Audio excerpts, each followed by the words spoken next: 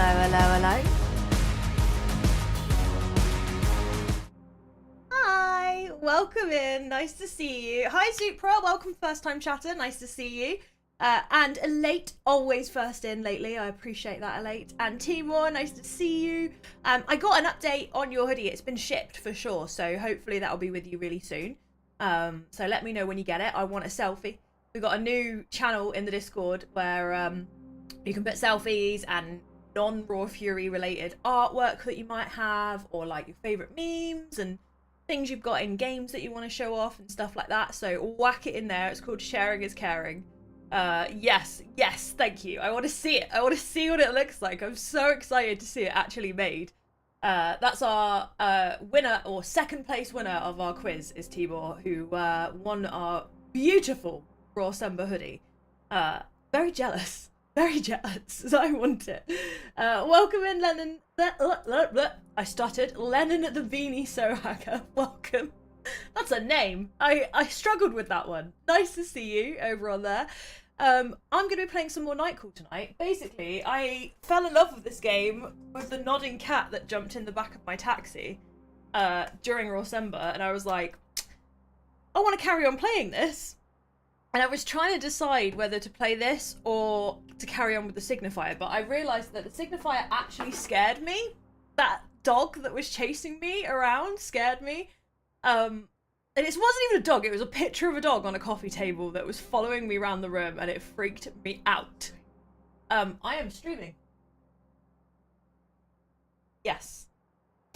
So, yeah, and I was like, I'm gonna save that for October. Because, like, I can't, it's too scary, so it's waiting until next Spooktober.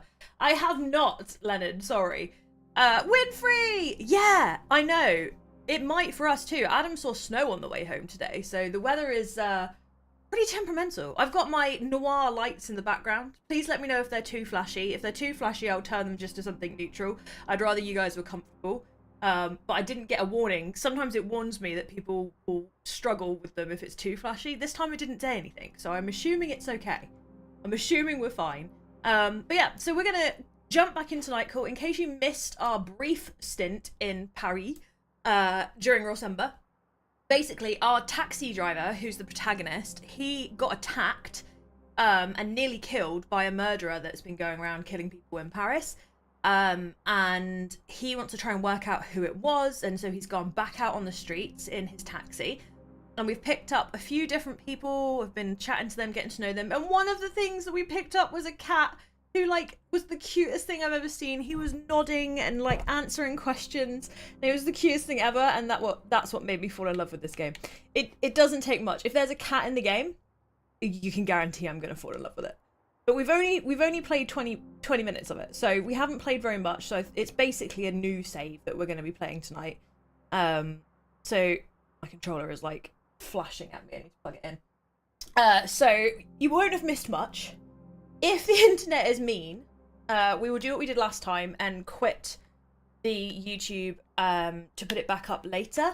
I have edited together Sable from Friday, and I'm going to upload that stream on YouTube tomorrow, so you won't have to miss out on that if you're a YouTube watcher and you didn't get to finish our stream, which was chaotic, and I ended up nearly crying with laughter by the end of that stream on Friday. I'll put it back up so you can watch it before this Friday's Sable stream, but I'll do the same thing if that happens tonight. The internet is getting fixed this week on Thursday, so hopefully we won't have that issue after that. It's a post-apocalyptic cyberpunk turn-based CRPG that takes place underground. It's your favorite game. It's very hard, but there's a cat in the cafeteria. I might have to check some videos out of this one, Lennon. It sounds good. I always say it here. One of the things I love about working at Raw Fury is we like to celebrate games as art and check out all the games you guys are in love with. So I'm excited to hear about it. Thank you for the follow, by the way, Sci-Fi Play. I see you. Okay, let's do this. If I can't find that cat again today, I'm going to be really sad. If he's not a returning customer, it's going to break my heart. It's going to break my heart. Okay. Who are we going to pick up? Oh, there's some There's some like golden people over here. Oh, they were just gold because they were like on the edge. Okay, do we go for the guy that's really close to us? The cat! The cat's there again! We gotta go get the cat. Obviously, we gotta go get the cat. Yeah, Elate knows where it's at. This is a different cat. This is a black cat. The last cat was a grey tabby. This is a black cat. He's got a name. He's called Krookie. Yeah, we're gonna pick him up. You pull up to the sidewalk and wait for your passenger. Since it looks like a no-show, you get out of the cab after a minute or two to smoke a cigarette. Oh, I'll check the chat after the stream, Lennon, and I will make sure to remember that. Or if you join the Discord, let me put the link in the chat. Then remind me in the Discord and I'll have a look at it then. Because my memory is terrible. It's terrible. Especially since I've been carrying an extra person. My brain has been broken. Let me know if the game is loud enough. It's quite a quiet game. It doesn't have any audio in terms of vocals. There's not much going on in this small town in the suburbs. It's perfect, and don't trust ginger cats. Hi, Calf. Welcome in, lovely. There are a few apartments that still have lights on. A sweet scent hangs in the air. Eventually, you stub out your cigarette and get back into the car. Look! A kitty! You jump, startled. A cat has managed to slip into the cab.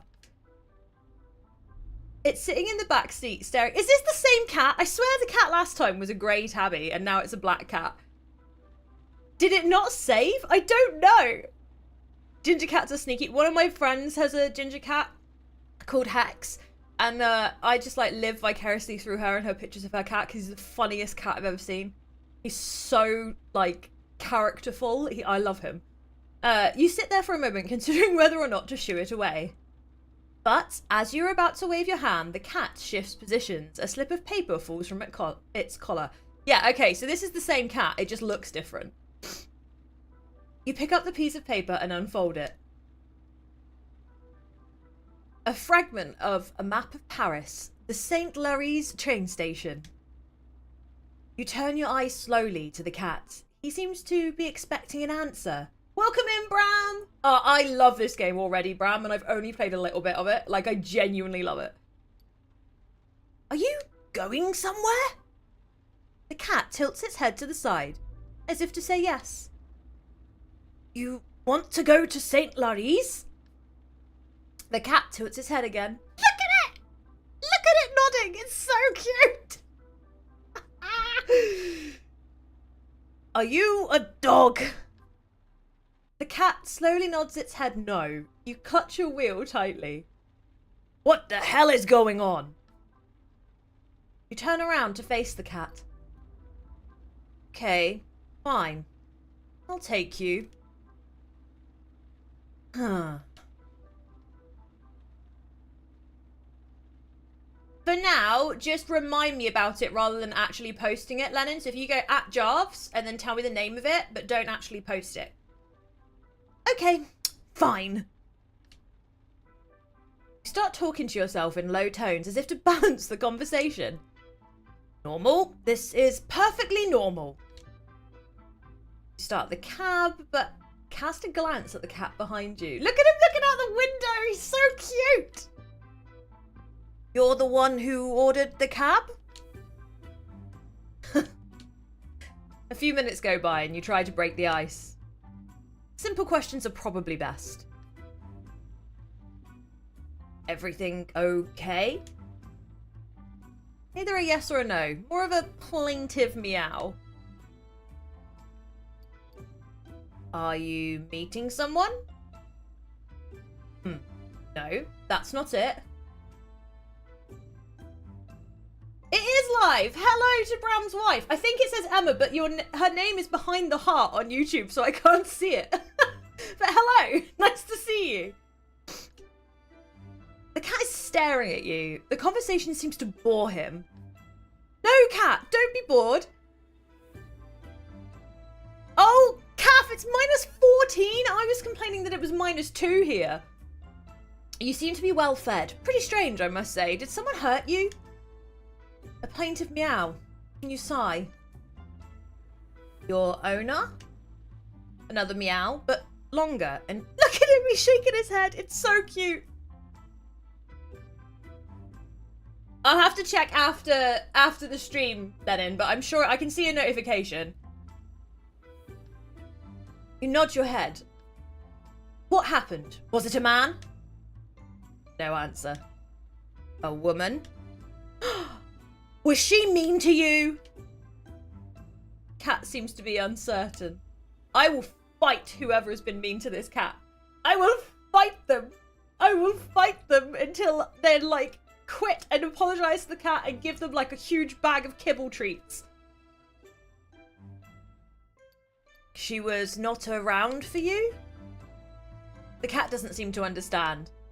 For instance, your owner is never home. You're bored. You want to spend more time playing. It rolled. If the cat could have rolled its eyes, it would have. Does she have other cats? No, that's not it, eh? You're independent. You like to be alone, right? Cat doesn't seem to feel like talking anymore. He turns his head away and looks out the window. You're not far now. After the next light. This poor cat! You point to a light in the distance. That's St. Louise. We'll be there soon. A few yards later, and you stop at the drop-off area in front of the station. The first train doesn't leave for another hour. Where are you going? The cat stares at you without making a noise. Let me guess.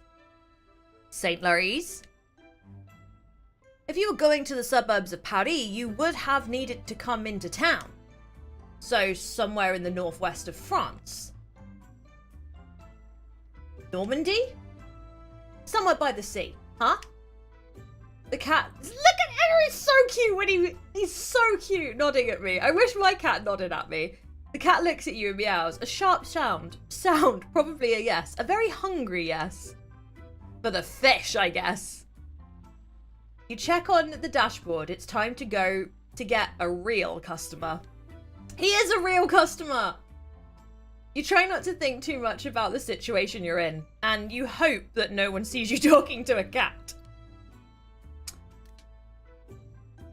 I'll just start saying the names of cities, and then you meow when I hit the right one. You start to list cities in Normandy. The cat doesn't move a muscle. Cherbourg. Cat looks up. Yes, I love him, Calf! So it's Cherbourg? Getting close? Saint Malo? Oh. Still nothing. I've got it! Deauville! A meow of delight. He smiles when he nods. You're smiling too, all of a sudden, and you're exhausted. Okay, come on. Time to say goodbye. Get out of the cab and open the back door. A bill has appeared on the seat next to the cat. It's enough for the fare, and more. Hi, Maddie boy. Maddie boy, welcome in. I'm sorry, I stuttered again then. I'm experiencing it for the first time. I wanted to hold it off on it when I joined Raw Fury because I thought, because it's such a narrative one and it's like a mystery, I knew I'd be streaming it at some point. So it was one of the ones that I was like, don't play it. Don't play it. Even though it's a murder mystery and you love murder mysteries, don't play it because I wanted to experience it with you guys, but I am already in love. I'm already in love, Maddie. It's just, yeah. It's so good. Well, you are full of surprises, aren't you? I won't ask where it came from. You smile and lean over to pet the cat. It leaps out of the car and darts between your legs. You can just make out its shape dashing up a flight of stairs and slipping between the bars of the gate. Get back in the car. We need to stop smoking, taxi driver. It's what you do every single time you stop the car. Yeah, me too, Maddie. I like watch a lot of true crime when I'm not gaming. And I really like trying to like work out who the killer is and like what's going on and like crime dramas and things like that as well. So games that do that, like mixing my favorite thing ever, gaming, or with a genre that I really like. Well, love it. The other one that I really like that's one of ours is the Whispers of Machine point and click adventure, which is literally a detective game, and Kathy Rain is as well. And I love those. I think they're amazing. Okay, you look at yourself in the rearview mirror. Your features are heavy with fatigue. Your right eyelid is twitching. As you start the car, you remember you're allergic to cats, but you haven't sneezed once. You pull out the station. We got paid. I used to love Ace Attorney back in the Nintendo DS days, Maddie. I loved it. I haven't played it since then, but yeah. Thank you for the money, kitty cat. The door suddenly opens and a woman gets into the back seat. Excuse me, I didn't even try and pick you up, lady. This better not be the murderer. I got an achievement called Une Étoile. Having a good night? For a second, you freeze. It's one of the cops working on the judge's case. She grins at you. Her voice creaks. You remember seeing her at the hospital. Something already bothered you about her there. You know, it's actually pretty crazy. For weeks I've been saying to myself there's something off about you. Something not so nice. I dug around, mulled it over, bugged all my fellow cops about it because I was sure you lied to us. Didn't lie. She whistles to cut you off. She's rude! She's rude! I don't blame you, Maddie. I know they released like an updated version of it, like a few of them together, like last year or the year before. So yeah, it's probably a good time to jump back in. Hey, I'm talking. She has a cold sneer on her face. I'm going to be frank with you. She leans over to you. I don't think you're the judge. Nah, I just can't picture it. She squints like she's trying to make you out from far away. Like you'd have gone to the extent of hurting yourself. Yeah, between us, that's a bit of a stretch. She stares at you. Ha! Slam! Thank you. Hi, darling. Nice to see you. How are you? But not enough of a stretch for my chief to stop going on and on about you. Seriously, he talks about you all the time. If I didn't know better, I'd think he had a crush on you. She smirks. No, I think he's more interested in your profile. In prison at 17. An icy chill fills your gut. I was going to say an icy feel chills your gut then. My brain is broken. And for murder too. Wait, what? We're a murderer? You open your mouth, but nothing comes out. Since you got out, you've kept a low profile, but you're lying about your name and your address. I checked. It's normal, you'd say. If they'd get word of your time served, no loan for your permit, no lease for your car. Meaning no second chance at life. Her voice becomes softer, almost warm. I personally like guys who want a second chance. No, I like guys who fight for a second chance. Basically, I like guys who are willing to work for me. She leans forward, her shining cat-like eyes narrowing. My chief wants to go to the prosecutor with a first and last name, with evidence. Actually, knowing him, he's not so hot on evidence. So, I'll give you info. Victims, suspects, medical reports, some photos. That are a bit...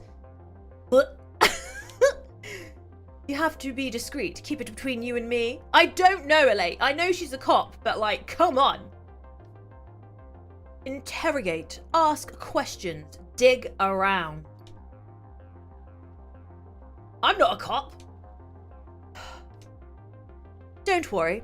You're already keener than half the squad. And don't forget, I'm not asking you to make an arrest and deliver the killer wrapped up in a bow in front of the station, okay? You're not Batman.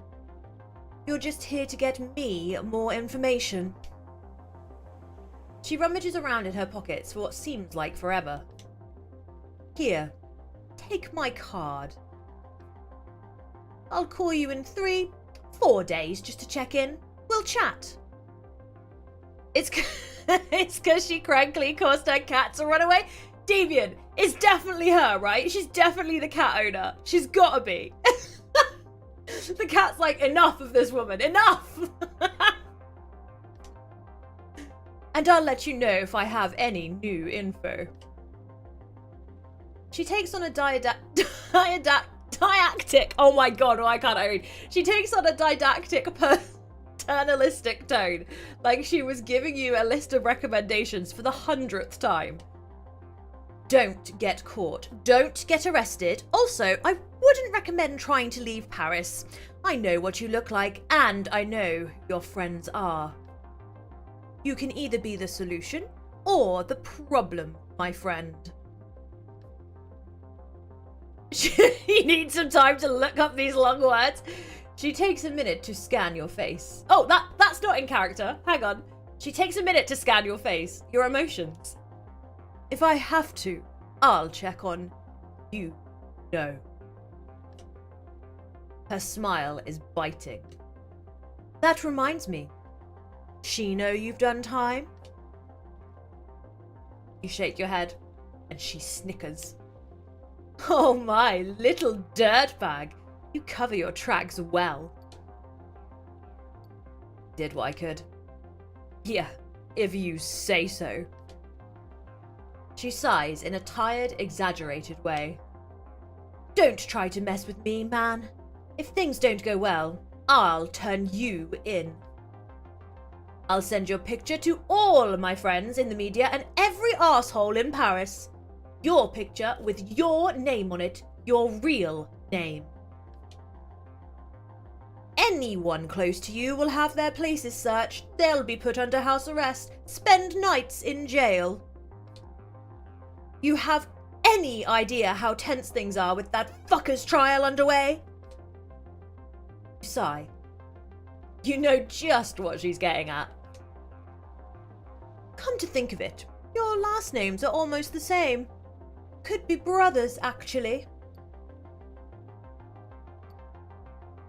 Should I be angry or should I be nice? I'm gonna be angry. I'm nothing like that son of a bitch! She smiles. Let me tell you, with that face of yours and your handle, they'll welcome you with open arms. I'm gonna be quiet. She takes on a serious note, businesslike. I want to catch this killer personally. I want to drag him to court, ruin his fucking life with a bang. I can't botch this case, you got me? Neither can you, right? Say nothing. He ripped open your gut and you saw your own insides. You were in a coma. Yeah, you had plenty of reasons to want to get back at him. She furrows her brow. Yeah, I think you're actually going to do what I tell you. You investigate, ask questions, listen to all the rumours, and you come up with a list of suspects. And what's she gonna do, eh? What's she gonna do? That's her job. I'm a taxi driver. Ah, thanks, Slab. I did used to be a drama teacher, to be fair. She lays her hand on the door handle and freezes. Oh, right, and don't get fired. Without this cab, you're nothing to me.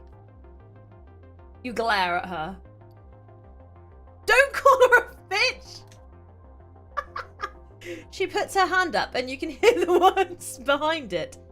This conversation never happened. I'll make sure you get more intel tomorrow. I'll find a way.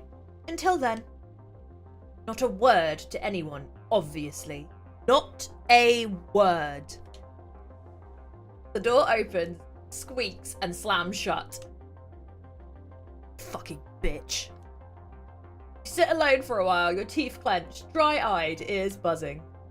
Shit. On the back seat, the cop left a pile of papers. Shit! Key in the ignition, motor running. Radio on, crackles. You turn it off and start driving. I am so hooked. I am so hooked. This is such a good noir. Like, it's so... I'm in. I am in. I don't know about you guys. If you... I love this stuff. I love this stuff. Bram, if you wanted to check it out, by the way, the pinned comment on YouTube has got a link. And that'll take you to the store page. So you can wishlist it. Or you can grab it. You can grab it now, up to you. But it's definitely worth checking out over on Steam. I've done it on Twitch as well, for those of you guys over there. A good noir or a good noir? Noir. Noir. Film noir. Okay. 6 clues discovered, available in your room. Okay, so we're going to have like a board of clues. Who needs Alan Wake? I've got Nightcall. Ugh! His shadow's like alive. That's so creepy. We're detective! We're like Batman! I'm in! I'm in! I love it! You take a second to enjoy the silence of your studio apartment. Outside, the city is slowly waking up. You can still hear the hum of the taxi buzzing in your ears.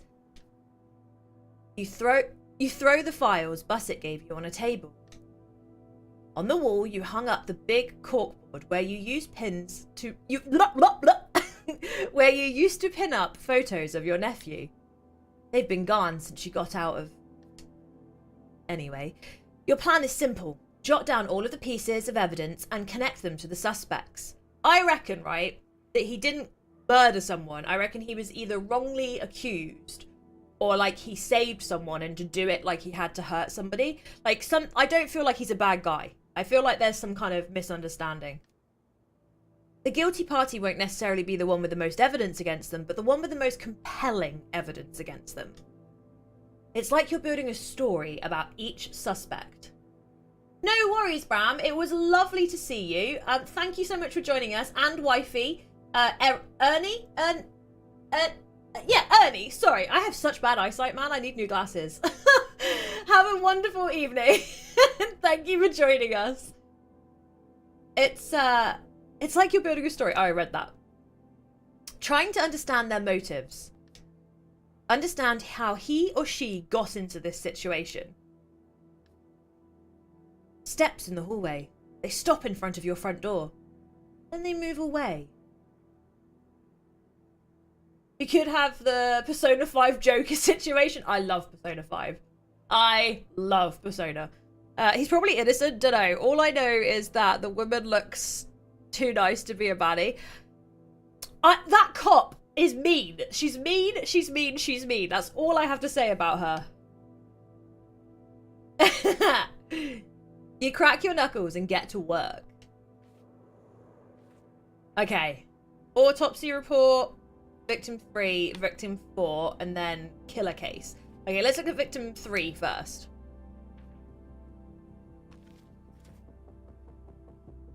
Two clues discovered? What are the clues? Are we gonna get to see them? Oh, okay. I guess they go up on the board.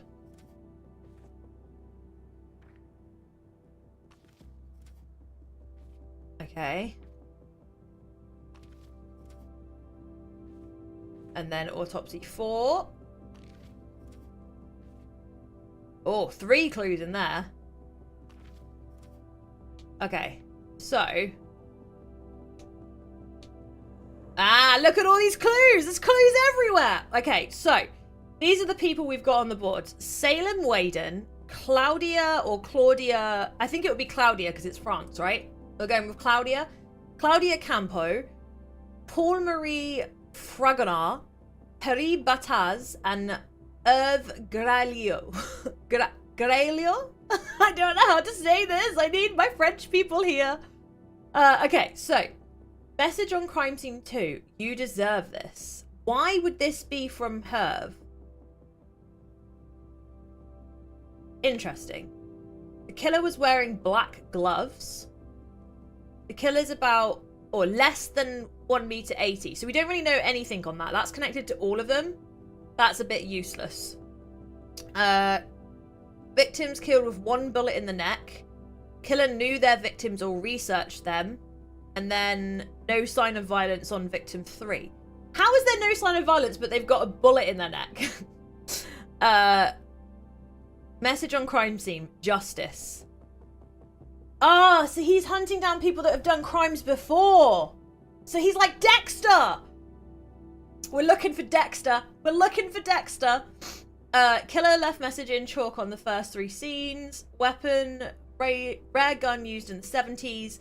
And message time is up on crime scene 3. Okay, cool. And night. Let's go to bed.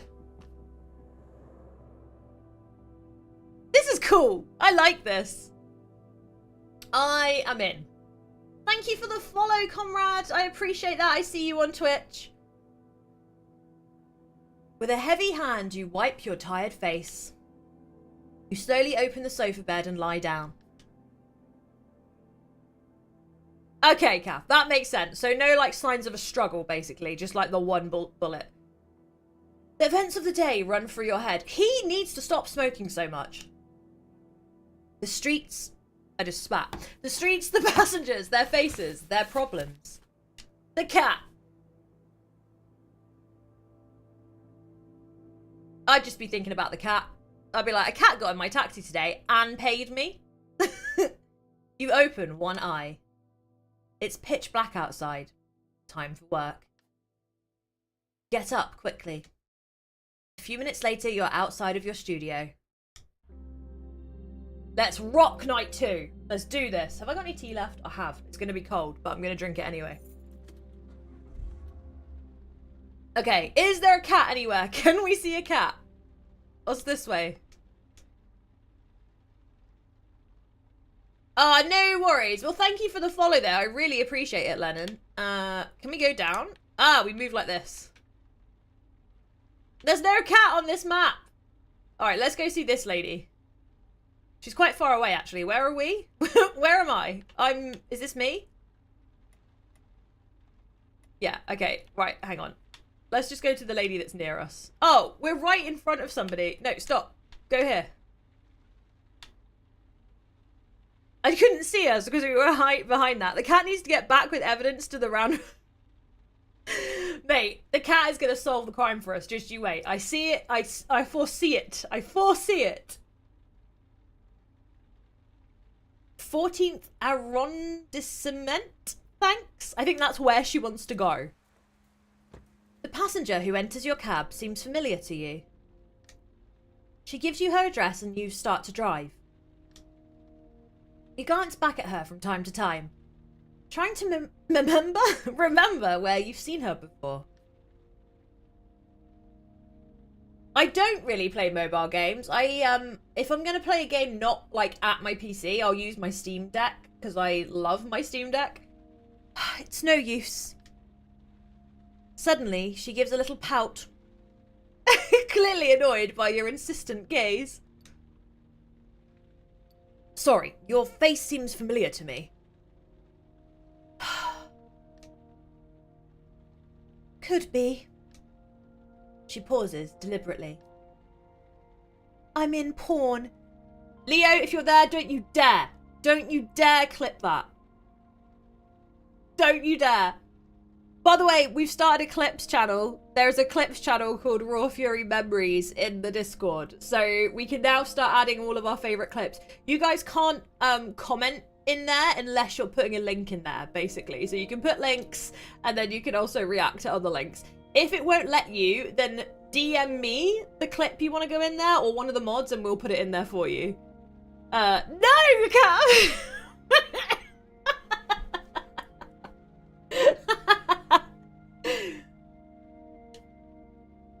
Ah, that's who she is, an actress.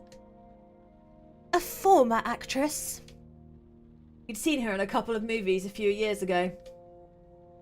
That's probably why you recognize my face. Your face, eh? Your mouth suddenly goes dry. Her eyes and voice showed no sign of her emotion whatsoever. She might as well have said she were a teacher or a dentist.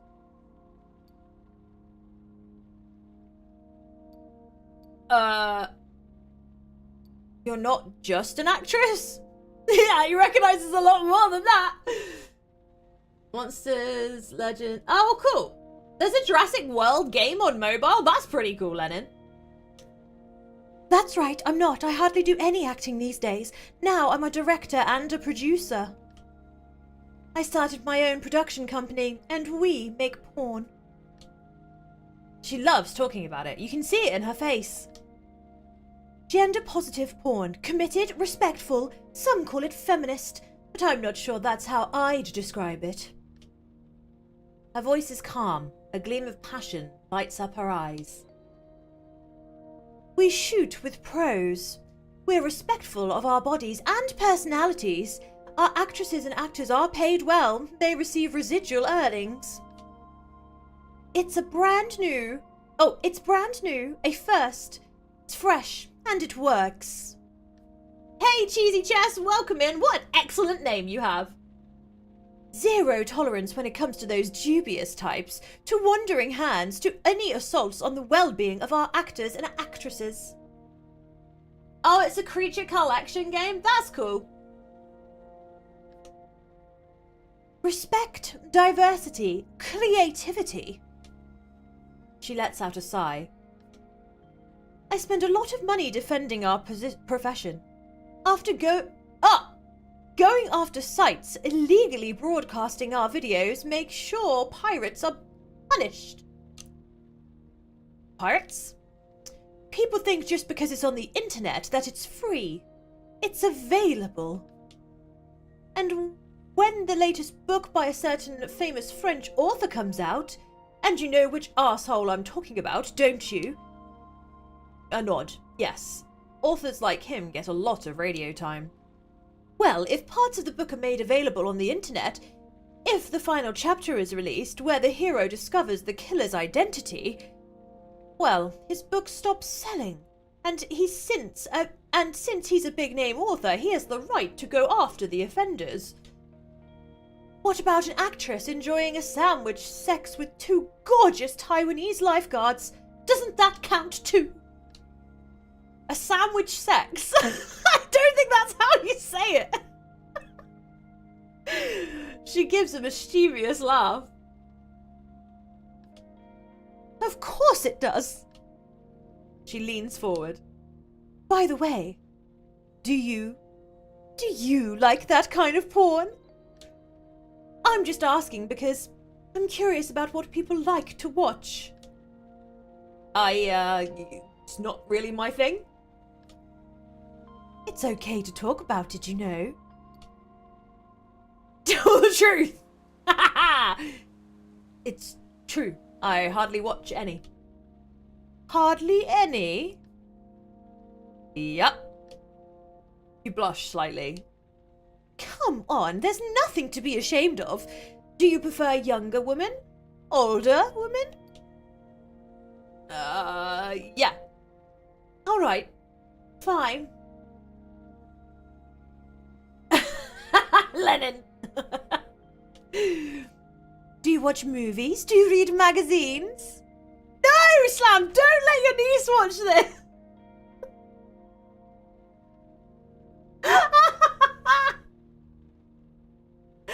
Slam! Yeah? Magazines? Magazines? But you don't... You know, it's not the Middle Ages anymore. She smiles. Like the pictures. There's no awful screenplay. No blah blah blah. Only images. There you have it. She's observing you as you talk. Thanks. I haven't looked into that side of the business, but might be worth it. She gives you a smile. Thanks anyway, and sorry for all the personal questions. Can't help reading in her eyes. A touch of satisfaction. Yeah, she loved making him squirm. She loved it. Flowertron! There was! The same cat came back. It didn't... Pardon me, it didn't seem to save, but we've had a porn actress for the last, like, 10 minutes, and it's been incredibly uncomfortable to voice act. Welcome in, lovely. Nice to see you. Before long, you arrive at the address your passenger had given you. You have trouble parking. None of the streetlights are working. There's nothing stranger than an unlit Parisian street in the middle of the night. Your client gives a slight cough behind you. You wouldn't mind staying here until I'm in the building. They're doing work. The lights aren't working. She doesn't even finish her sentence. No problem. Thanks. I have to say, I've been feeling a little insecure lately. All of her energy suddenly seems to have vanished. She hesitates a moment, as if she can feel your connection with the killer, before speaking. A long time ago, Lennon. Yeah, a long time ago. I knew one of the victims of the serial killer. Natalie. I knew her pretty well, in fact. We'd worked together, and sometimes she babysat my son. You know, she was a great girl. It was... She starts talking about her friend. Who she was, who she had been seeing, how she had changed just before she died. Make a mental note of the new information.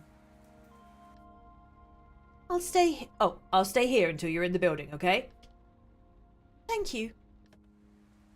She hands you the fare and exits the cab slowly, crossing the street in total darkness. Door of the building. You remember that night.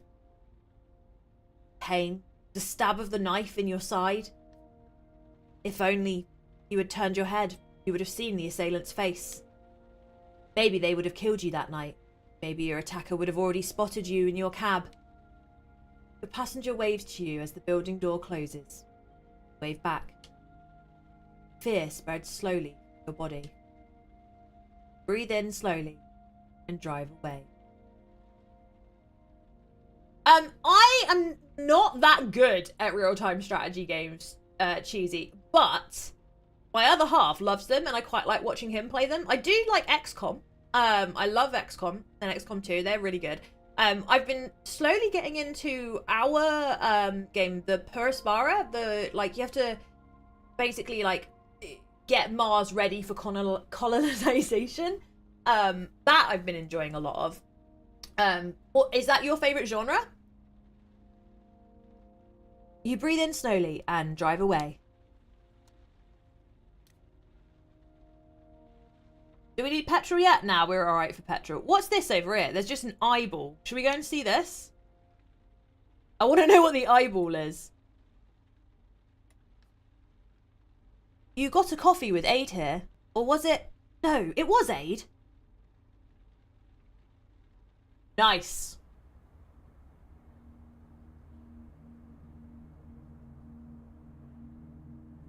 Yeah, I've also seen the new London Fallout 4 mod. That looks really cool. No, Slam! I'm not reading that out loud! I'm not reading that out loud! You park a few streets away from the Argentinian embassy. You wait there for your contact. You sigh. It seems odd to have a contact. So excessive. The guy is one of your regulars, poker buddies, a night watchman at the embassy. Get out of your taxi and you walk towards the big metal gate. Clean lines. Early 20th century, maybe. Lots of wrought iron. The gate opens and someone moves towards you. They indicate you should follow them. The person's face is hidden by an oversized hoodie. Your heart starts beating faster. What if it was... Just follow. We might get stabbed. We're just going to follow them anyway.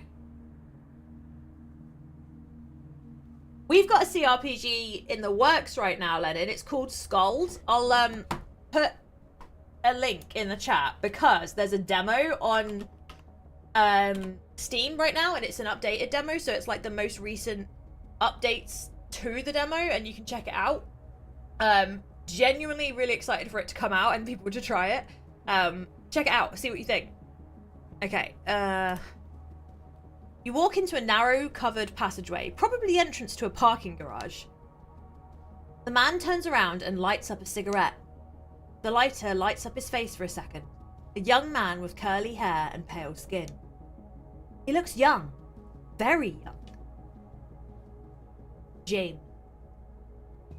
That'll be 250 euros. Is it worth it? I got as much as I could, so yeah. You want information on Grodashire? I got info on Grodashire. And it'll cost you 250 euros. So what'll it be? Bargain. He raises his hand out in front of his chest. His accent becomes stronger.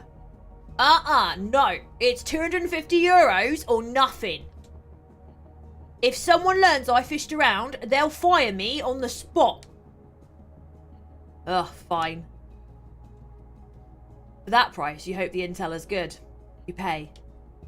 Listen up, because I'm only going to say it twice. Grodashire is definitely a colonel from Wanta. Wanta? Wanta? I am really bad with foreign names. I'm so sorry, guys. One of the few who wasn't arrested and put on trial. He is responsible for torturing dozens of political opponents. He tortured and killed them. You know, we don't like him much here. But the rich Argentinians in Paris love him. They really respect him. Respected him? Oh, this is one of the victims. The difference doesn't seem to bother him. Yeah, if it makes you happy. He looks back at you. There's one last thing. I read in the newspaper that the killer wrote a message in chalk. Time's up. It was a slogan at the end of Wanta. A sort of watchword from the opponents. It was time for them to go. You get it? Sure. A second later, you're back in your taxi with a hole in your wallet, but with new information on one of the victims.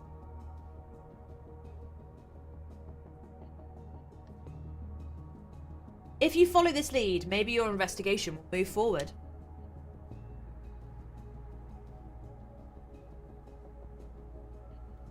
You start the car and you get back to your shift.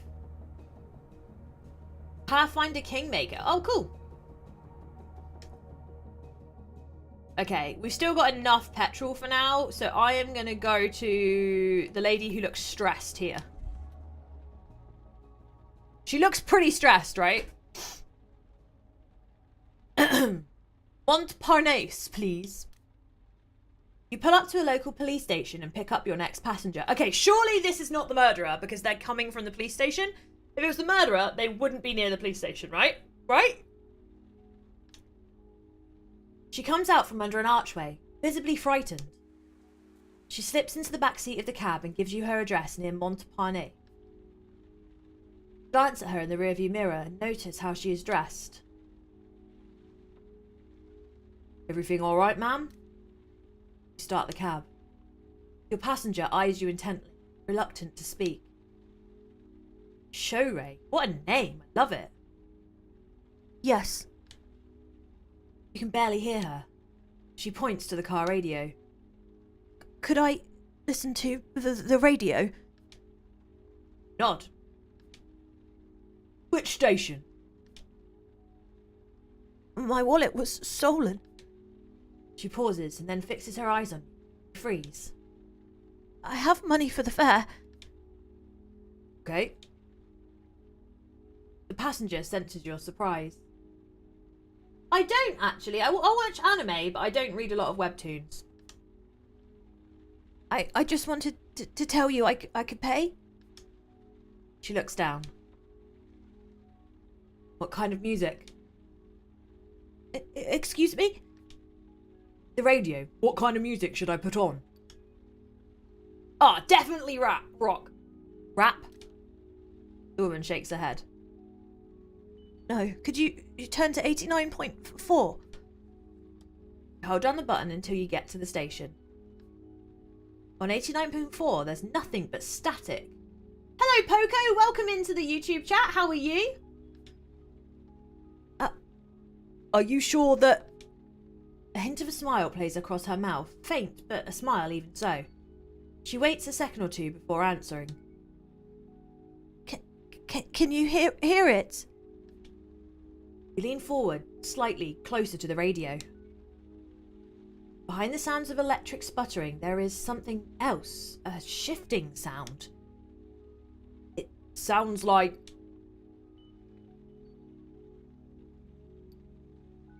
whale song? A whale? A strange smile flickers across her face. Yes. I guessed it right!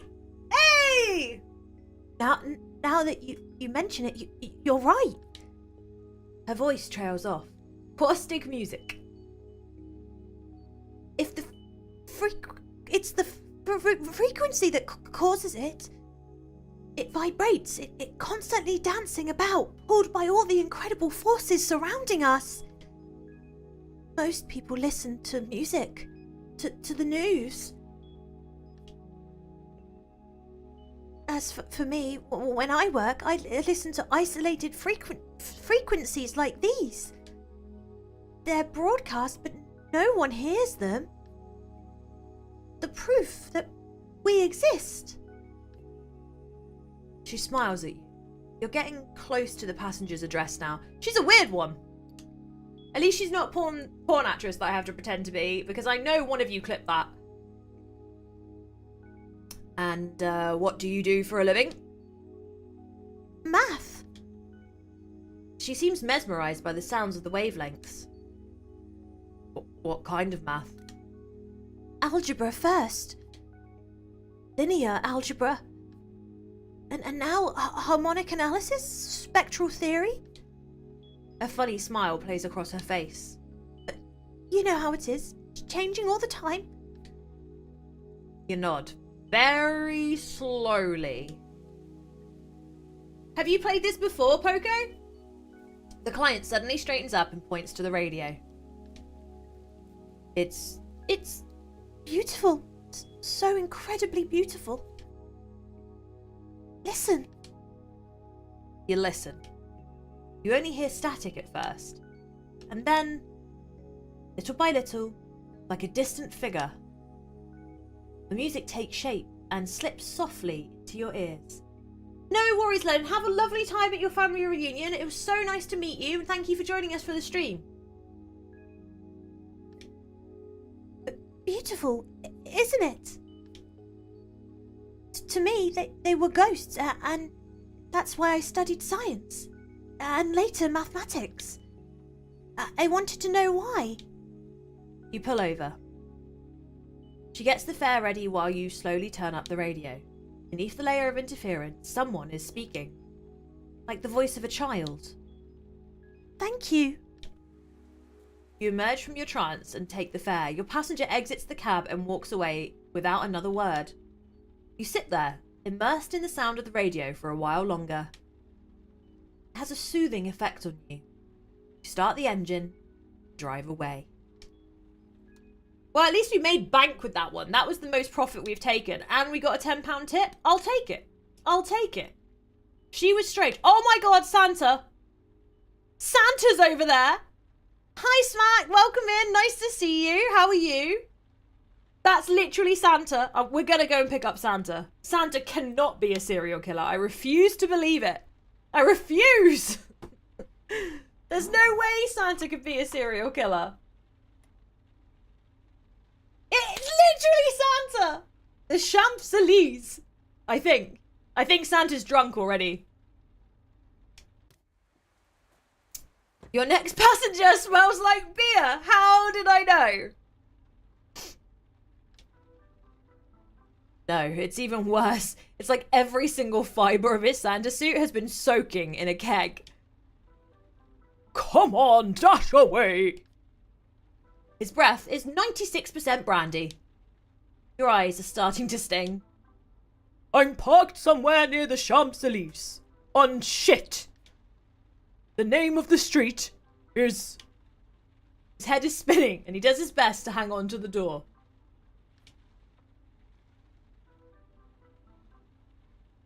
In pus! Ha ha ha! It'll come back to me. Go ahead, drive! You start driving and suddenly wonder how to ask your passenger if he has enough money to cover the fare. You glance back at your passenger. He's mumbling to himself, but you can't quite make out what he's saying. Christmas is over, so why is he still dressed up? Yeah, it would have been fine if we'd picked him up in Rawsember, but it's like he knew that we were going to do it in January, and he waited, and he still stayed in costume. You having a nice evening? Oh, fabulous! A smile spreads across his face. And I really needed it. He lowers his voice. He's confiding in you. After working my arse off all year, I like to hit my favourite pubs. I get monumentally wasted. He guffaws. Here in Paris, there's a bunch of bistros perfect for such an occasion. What's my favourite show? See, that's difficult because I have some favourites that are like classics, like Buffy the Vampire Slayer and Smallville and Fringe, but then like currently we've just been watching Yu Yu Hakusho. Really enjoyed that. Really enjoyed the One Piece remake. But if I had to go for like my all-time favourite thing, it's got to be Dragon Ball Super in particular. What about you, Cheesy? No one talks to you when they have white wine so dry it eats away at the inside of your mouth. And so many different types of brandy. Pear brandy, cognac. He closes his eyes in delight. And sometimes I order just one eeny-weeny beer to cleanse the palate. He's almost whispering. Okay, it's usually not one of them fancy microbrews. There. He jumps. Oops, but don't tell anyone, okay? Just imagine if people found out Santa Claus thought the beer here tasted like piss. Have you played this before, Smack? He laughs. A sparkling laugh, and when he stops, it's just to throw out non-committally. Anyway, you can't say anything anymore. Honestly, with all the trouble I go to, people should just leave me the fuck alone. All those fair weather activists, they all want their little snot-nosed miracles to get the latest stupid toy. Oh hey, speaking of snot-nosed kids. What is it with that manure pile of a new generation?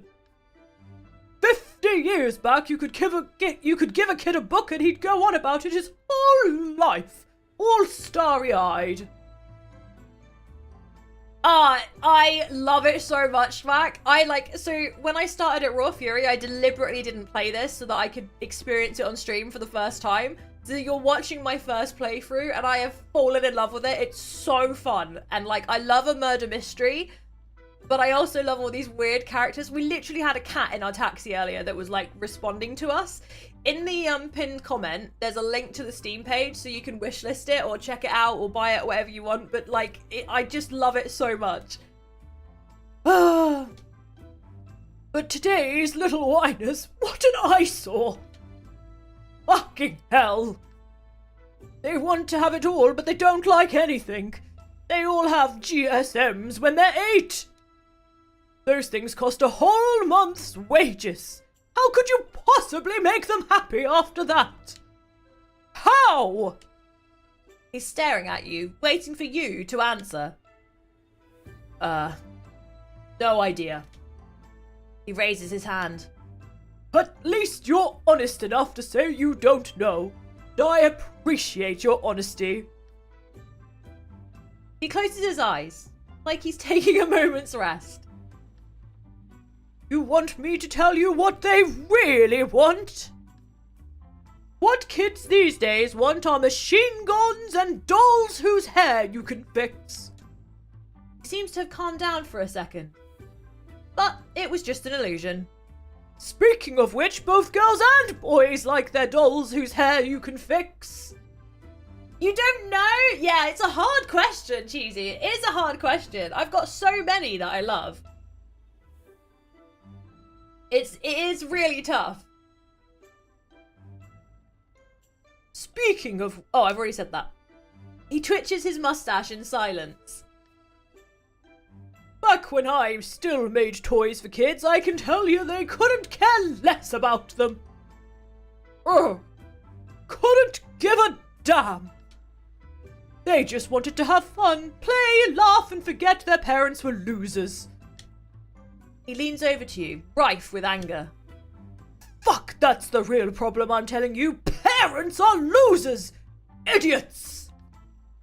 Putting kids into this world? Those guys haven't got a clue, am I right or am I right?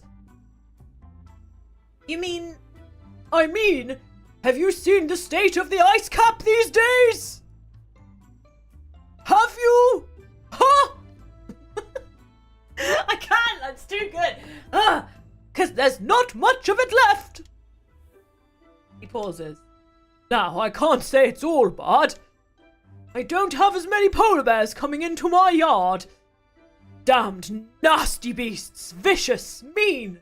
I'm not sad to be rid of them. He heaves a long sigh through his beard. Before, things were different.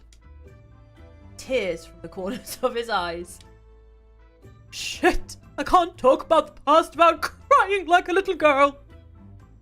No worries, Elaine. It's lovely to see you. We've got community night tomorrow night, so hopefully you'll be there and join us for the wild shenanigans we're bound to have. No need to stare.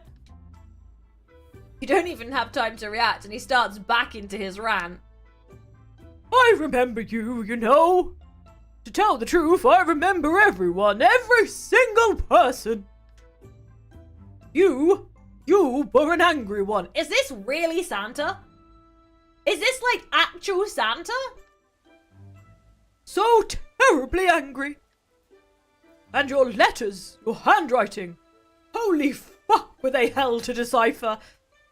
The writer on this game, 10 out of 10. 10 out of 10. Don't worry though, the elves handle all that for me. You could have a hint... Oh, you could hear a hint of disgust in his voice when he brought up the elves. Otherwise, I wouldn't have time to do nothing. Yes, you were furious. It's like someone punched you in the stomach. Your brother was giving you hell. Someone wrenching your gut. Man, what an... He suddenly thinks of something and stops talking. His gaze wanders outside. Yeah, anyway, let's talk about something else. How do you know all that? You still don't get who I am? You stare at him in the rearview mirror. Look, kid, I'm not going to spell it out for you. And something tells me you'd rather avoid the subject. A little something called jail. Another punch to the stomach. This is really Santa, guys. This is really Santa. He's real. I love this game. We have talking cats and real Santa Claus. Like, this is amazing. So, here's your Christmas present. We're not going to talk about it. He smiles, opens his eyes widely. Wait, I think we're almost here. Slow it down a bit, kid. He searches outside for... What are we looking for? We're looking for my sleigh, kid. I love this. What else? He looks at you with pity. It shouldn't be hard to spot. There's a sleigh and a couple half dozen reindeer. He heaves a funny sigh. I'm sure it's, like, in an alleyway somewhere. Oh, right over there. Turn right. You obey and go up a street you were on a few seconds before.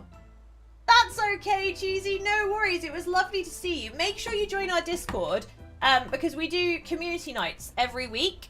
So you can come on in, get to know the rest of the community, play some games with us. Sometimes we have watch parties or movie parties. Sometimes we play like Jackbox and other sorts of games together. It's a really good time. So yeah, if you're on Discord, make sure you join us. You obey and go up the street I said that already. A few meters down, your passenger stifles a yelp. Oh shit, it was right here! Drive around the block. Turn around again. In the back, your passenger is mumbling. I'm going to have to get one of those thingamajigs, GPS. It helps me find my sleigh more easily. You eventually pull over in an alley. No lights, a few empty office buildings, and some trash cans that haven't been emptied for days. Kid, sorry about before. I didn't mean, to bring up any sore points. He pays his fare. Watch your back, kid. Gets out and slams the door. He slips on the wet sidewalk, grabs onto a street lamp with a heavy, awkward step. He clumps along the alley. You sit for a moment, watching him. At the end of the alleyway, he turns, rummaging through a pile of boxes, pushes a trash can on wheels aside, and disappears. I want to see what Santa does. A few minutes go by, and nothing. You turn the key and start driving again. You open the window for a second, hoping to get rid of the alcohol fumes.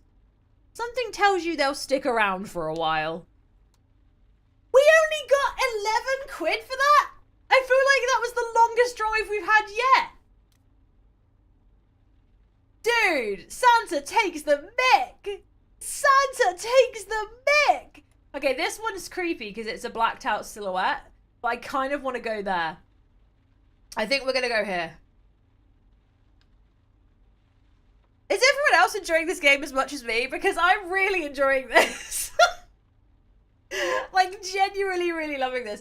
By the way, if you're watching on YouTube, please do hit that like button. It makes such a big difference because it means that more people end up seeing the stream. Appreciate you so much if you do that. Thank you. Okay, I need to get out of here. Xavier Turek. This could be a murderer because he has a bandana over his eyes. You pull up next to the sidewalk, a few minutes from an abandoned warehouse. No sign of your passenger. Wait a minute, staring at the meter. Really don't like wasting your time on people who... You hear a window break on the second floor of the warehouse. A body falls heavily to the sidewalk. Lay your hand on the door handle when a man dressed entirely in black jumps out the window and lands on the body. He stands up and takes a few steps over to your cab. Are you the cab I ordered? Nod your head very slowly. Super. I'm the one you're waiting for. Be right there. Oh, lovely. Well, it would be lovely to see you, Cheesy, and I hope you have a nice time with your family. Turns round and places his fingers on the neck of an inanimate body and takes his pulse. Comes back over, opens the door, and jumps into the back seat. You can start driving. New Willie, please. Follow orders without a second thought. In back, your passenger smells like sweat and gunpowder. He's been running and been in a fight, maybe. Probably. His muscles bulge in rhythm with his heart, which is racing. Was that guy okay? Who? His husky voice gets higher. Oh, him. He's fine. Don't worry. He was unconscious long before he went out the window. And an ambulance is on its way. So, no worries? You open your eyes a bit wider. He notices. Okay, alright. Come on, let's talk about the elephant in the room. You're on to me and you know it. I'm the masked Joker. Hey, we literally mentioned Persona earlier! Silence, you squint to get a closer look at your passenger. The masked Joker? The hero that makes Parisian nights more peaceful? No? Slowly, you shake your head. Nope, doesn't ring a bell. I'm all over Twitter, so probably on the radio and in the newspapers, I think. And what exactly do you do? I protect people. I'm a guardian. Like a superhero? No, I don't have any superpowers. But it's the same idea. Yes, I mean, for the moment. I mostly take care of small-time crooks, pickpockets. It's not a very prestigious job, but you have to start somewhere. You open your mouth. Nothing worth saying comes out. Oh, right, makes sense. So, how about the name? You like it? I'm not sure I get it. It's Joker, like the card, and the mask, because I'm wearing a mask. Silence ensues. Your passenger eventually clears his throat. See, I wanted something that wasn't too... He searches for the right word and beats around the bush and eventually comes out with... problematic. I did a lot of brainstorming and came up with the Masked Joker. I haven't gotten great feedback, but it's hard these days to find a name everyone likes. You have to make sacrifices if you want your core business to succeed. That's what they tell us at school anyway. At school? Yes, and Enk freezes. Shit, I almost gave you the name of my business school. What an idiot. Can you imagine if Bruce Wayne went around telling everyone he was Bruce Wayne? I know, Smack, right? The dialogue is so well written. Like, I've fallen in love with it because the characters are just so unique. Oh, come on, taxi driver. You can't say you don't know who Bruce Wayne is. Say nothing. You're on camera. He's in a dressing gown on camera. Thank you for the tea. What a cool dinosaur dressing. It is your cool dinosaur dressing gown. I got delivered a tea! Okay. No, Batman! If Batman went around telling everyone he was Bruce Wayne. I'm getting all mixed up. Oh, Kath is still here. She's enjoying the dinosaur nightgown. He touches his side for a while and he's looking for a wound. You're getting close to your destination. I think... I'm hurt. Want me to take you to the hospital? No, I'm fine. I shouldn't have jumped out the window like that. But you were already coming down the street and I didn't want to make you wait. Oh, he's a considerate weirdo. You smile. Pull over, right there in front of the driveway. You obey. Don't worry, it's just a flesh wound. I'll be home in 2 minutes and I have everything I need to take care of myself. He pays and struggles to get out of the cab. One last thing, please don't say anything about N-Kid. I'm trying to lead a double life. It's not super easy.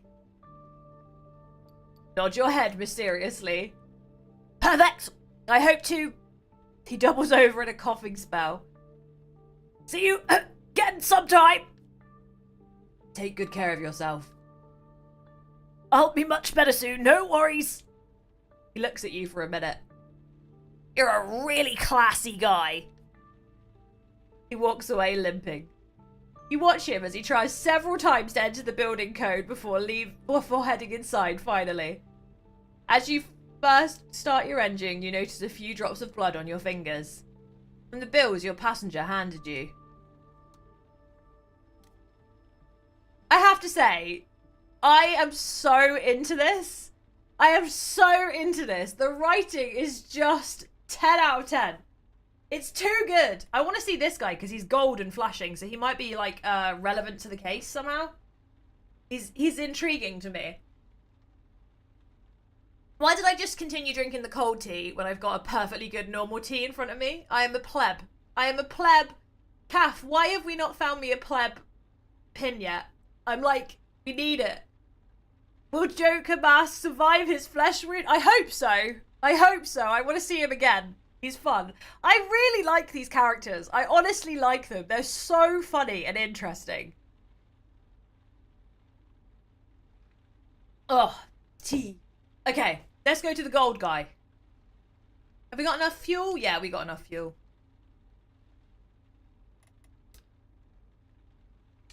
Come on then, let's go. I love this. I also like the fact that on Mondays I'm streaming this and on Fridays I'm doing Sable. I just get to do silly voices on both streams.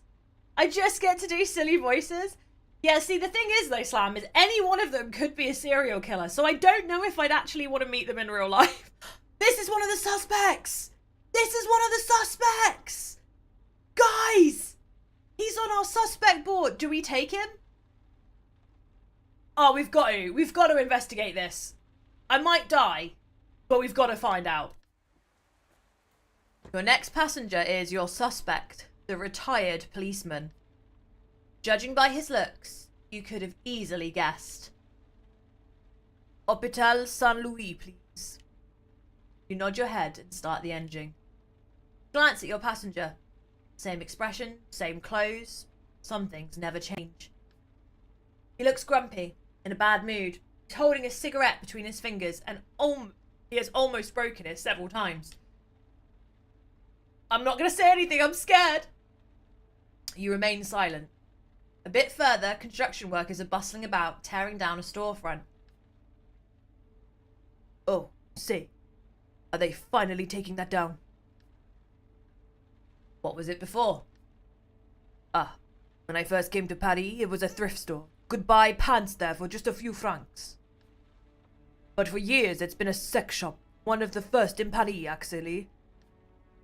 I think they filmed some famous movie there. He sighs. That was all before the internet, now online. Yeah, they're probably going to put a cell shop there. Or one that sells electronic cigarettes. Go figure. He pauses. Your passenger turns around and watches the building grow smaller as the taxi drives away. I am surprised it stayed open for so long. I mean, since the hostage situation, it must have attracted some shady fellas. The kind who like to jerk off when cops get taken out. 2 cops? Yeah, they don't talk about it much at the time, though. You'll understand why. We got calls from the neighbors of the sex shop. They couldn't stand the noise anymore. Day and night, people going in and out. Most of the time, they were quiet. But there were always noisy ones. And the booths were not soundproof. Oh, it's one of those sex shops. Yeah, this writing is so good, Slam. I'm so in. I am so invested. After a few months, the women upstairs all knew the films. They were some high society types. The shop had a few films for gay people, for single women, the cream of the crop. His attention is caught by something outside for a second. Okay, so anyway, one evening, one of the neighbors takes his daddy's rifle from the wall and goes outside. He fires a warning shot that breaks part of the front window and then goes in. This is a really bad French accent. I know, but it's the best I can do. The guy had bloodshot eyes and was foaming at the mouth. He demanded the owner close shop immediately, said he wanted to sleep to cleanse the earth of these perverts. The fella was basically having a psychotic episode in front of 15 clients. We got there about 10 p.m. Evacuated the street, got this response ready. Is he Dracula? Yeah, okay. He's actually Transylvanian, alright?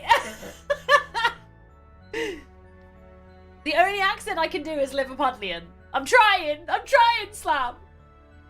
And back then it wasn't like it is today, you know, with helmets, tiny cameras, and those flying whatchamacallits. Drones. Your passenger snaps his fingers.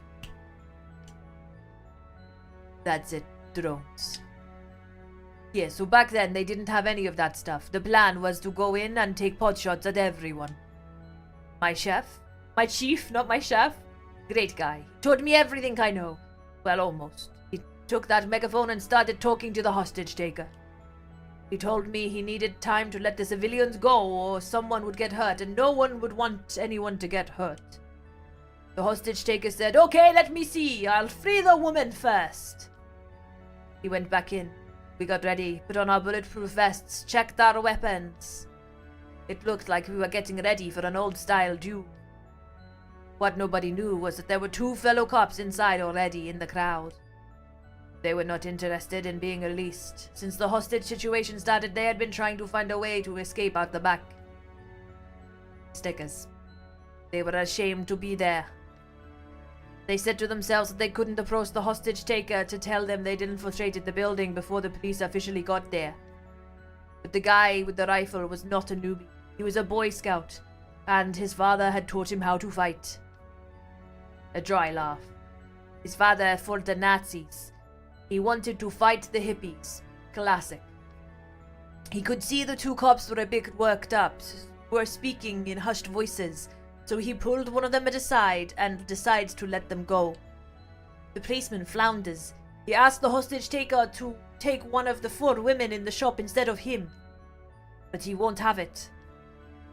So there we were outside. All of a sudden, out came Michel, the deputy chief of police.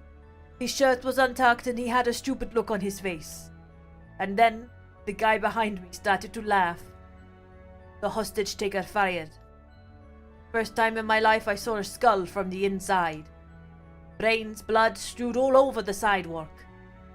I tossed my cookies. I mean, hey, I'd only been on the force for 2 years, you understand? That turned into a New York accent at the end, you understand? He sniffles. I wouldn't have wanted to change the place, but the guy behind me was laughing. We never knew who it was. There were a lot of rumors, even one saying it was me. He was silent for a moment. But it wasn't. I don't know Mikel for starters. Not well anyway. He shrugs and falls silent. He let a few seconds go by.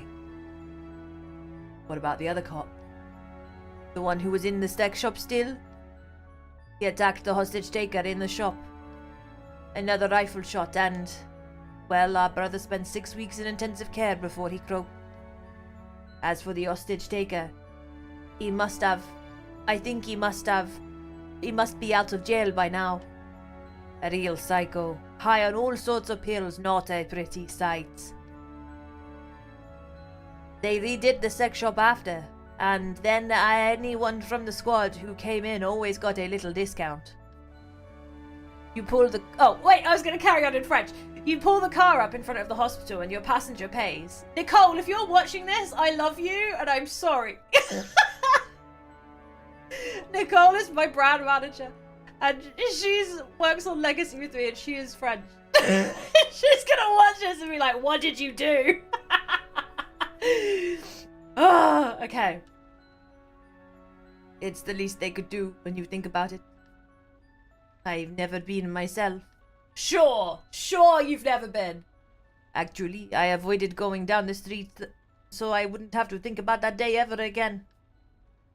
It was almost like a bouquet of poppies, big red and black flowers. Pauses. It's odd that I think of poppies considering what they mean.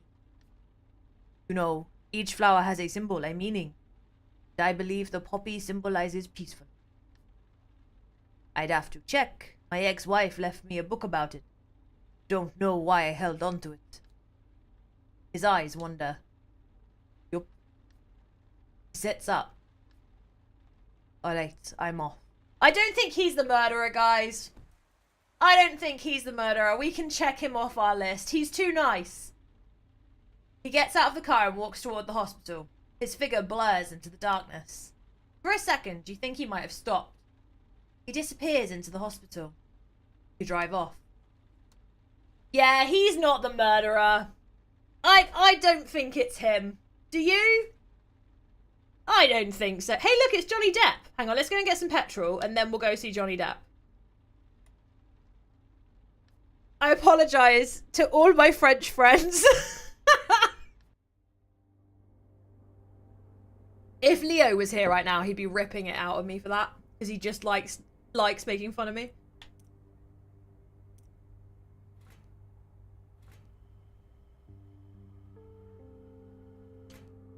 Way! Only cost us 43 to blimmin' well do something. You walk into the mini-mart. There's a smell coming off the guy running the shop at this station. Booze? Yep. What do we want? Oh, should we get scratch cards? We can get scratch cards. I won 16 bucks! You're clearly a lucky guy, huh? You can't help but laugh. A sarcastic, painful laugh. Right. Lucky. That's it. The cashier doesn't seem to get it. He chooses to ignore your remark.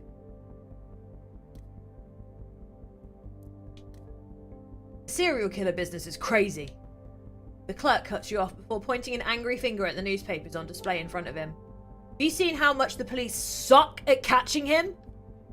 You smile and let him keep talking. We can get clues from everywhere. This is amazing. I love this game. Let's get the newspaper. Please come back soon. The clerk is still in the middle of the sentence when you leave the shop. Rude!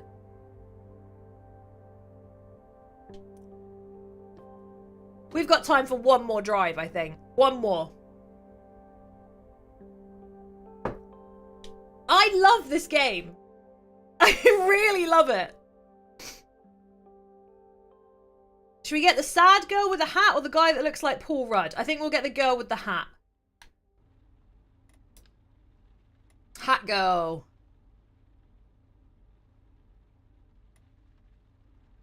I need help with a delivery. Okay, let's go. The passenger who sinks into the back seat is one of the hordes of cyclists you almost hit at a red light. She's a bike courier, the kind who pays no attention to red lights, stop signs, or right-of-ways.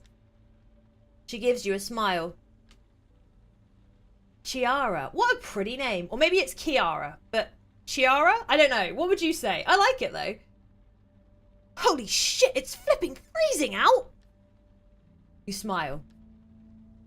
Do we know each other from somewhere? I don't think so.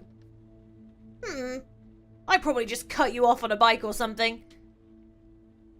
Maybe it was me. Maybe I changed lanes without signalling. You both burst out laughing and she gives you an address. It's for a delivery, but it's too cold and I can't seem to get warm. You start the cab and turn the heat on to high. Warm air fills the car. The young woman nods. Thanks, that's exactly what I'm here for. She closes her eyes as if to enjoy the muffled hum of the heater. I hope you don't mind. There's no way I was going to get back on my bike. I left it behind with my colleagues in front of that restaurant. She sighs. I know it's pretty counterproductive paying for a cab ride to deliver food, but I just... all the warm air. It feels good. How's work going? The young woman is struggling to stay awake. Pretty good. I thought I had a run-in with one of my colleagues tonight. He's... She falters. He's a real know-it-all. Kind of guy who thinks he's been there, done that. The work itself's pretty good, though. In the winter, we do a lot of business. People stay holed up at home like rabbits. I have to say, I understand them. She yawns. I'm warming up, but sure am tired all of a sudden. She closes her eyes. Sorry, we're already here. You pull up to the address. Right, back to work. Zimni, friend. Hello, lovely one. How are you? The delivery girl quickly exits the cab, slamming the door behind her. She rings the door of an elegant Parisian building. A moment later, the door cracks open. The courier hands her client a plastic bag with takeout containers inside. She smiles. The door shuts. She rushes over to the cab and flings herself into the back seat. Come on, let's get out of here. Fast. Zim, this game has been so fun tonight. So we had a cat in the taxi again. We had a porn actress in the taxi. We had a police lady who was sassy and made us do her job for her. And we had actual Santa Claus. Like, actual real Santa Claus. It's been so good. Like, the chat will tell you, the writing in this game is literally 10 out of 10. I love it. How are you anyway, darling? What have you been playing? How's your sort of legendary status going in Domekeeper? Ugh. Back to the restaurant, please. I left my bike there. Well, that's that. Her phone chirps. Business is picking up. She sighs. But yeah, I think I'm going to wait a little. Check it later. She settles comfortably into the back seat and closes her eyes.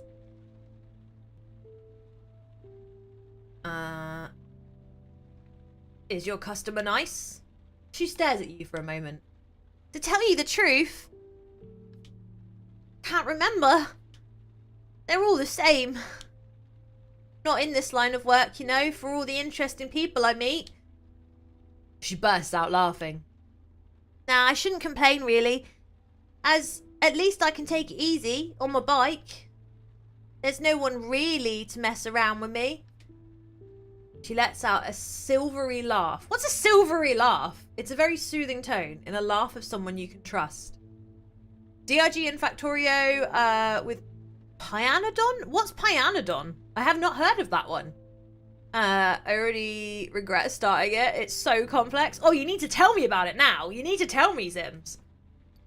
I'm desperately in my own time trying to finish Yakuza Like a Dragon, like Yakuza 7 before the new one comes out on the 26th.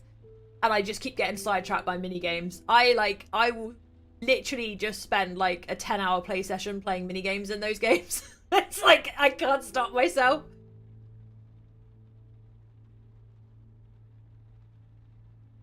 Do you really like what you do? Yeah, I do, absolutely. Sure, we don't earn much and the job is really exhausting, but first of all, I have a killer ass. Don't clip that. My dates can't believe it. Guys are really crazy about it. All my girlfriends want to know my secret. Basically, it's a win-win situation. But second, and this is what I really love, I'm my own boss. A faint smile spreads across her face. Well, I do have a boss, actually. My telephone. It's an algorithm. Some guy calls me every now and then, asks me questions, asks me to take on more shifts. But he doesn't grab my ass. He doesn't waylay me in the corridor. He doesn't ask me to be a good little girl and go and pick up his sandwich. And that makes it all worthwhile. It's a mod so complex it takes a few hundred hours to finish. Zimni, that is a challenge, babe. That is a challenge. She looks serious, as if she just concluded a long speech. So that, my friend, is why I wouldn't trade my bike for all the world. Is the money good? The company pays peanuts. But the real tightwads are the clients. You deliver their dinner because they're worn out after working all day, and they don't even tip you a single euro. Still, they're understanding and all that. They give me articles about all the big bad delivery businesses abusing us. Do you mind not... I can't see that because it's behind the heart on the chat. Hang on, let me have a look on actual YouTube a second. Do you not mind...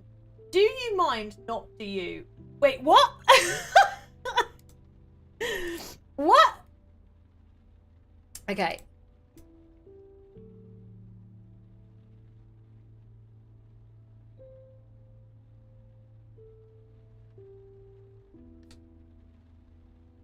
Also, welcome back. And they order sushi from the restaurant down the street. Never trust a stomach. She makes a little farting sound with her mouth. Believe me, a bunch of cheapsteaks. She stops you with a gesture before you can speak. But all that, it's just for the time being, I promise. I'm putting a little aside like my father always said. I'm going to open a takoyaki food truck. Have you ever had takoyaki? Guys, don't understand how much this is relevant to my life right now. Takoyaki is my favorite food in the world, but I've like vowed to stop eating it because I like now know just how intelligent octopi are or octopuses are, and it upsets me the idea of eating them. Like, they're legitimately like as intelligent as people, and we eat them, and it upsets me, so I won't do it anymore. But it's literally my favorite food, and it's like a real struggle. It's a real struggle. You pull up to a restaurant. A swarm of bike carriers are waiting for their orders. Yes? Oh, cool. I want it to be the latest thing. It's basically a pretty simple idea. Sell them to people who lined up for concerts, movies and plays. She smiles. Anyhow, I'm out of here. There are a lot of starving people in Paris and we don't want to let them down. I refuse to eat shrimp because they look silly and they don't deserve it. Smack. You feel me? That tickled me. That tickled me. Kath understands. Takoyaki is like epic. It's epic. I also love the bonito flakes. I want a box of bonito flakes. I could just eat them with mayo and I'd be happy forever. I love the little dark sauce that they put on top of the mayo too. Oh my god, food chat has happened. I've managed to go an hour and 34 minutes without food chat and it happened. The game did it. The game did it. Thanks again, really. You're good company. If you ever need a shortcut, just ask. She gives you a last smile and walks over to her crew. It's the end of my shift, guys. Is it the end of my shift? Surely it's the end of my shift. Yeah, it is. Okay.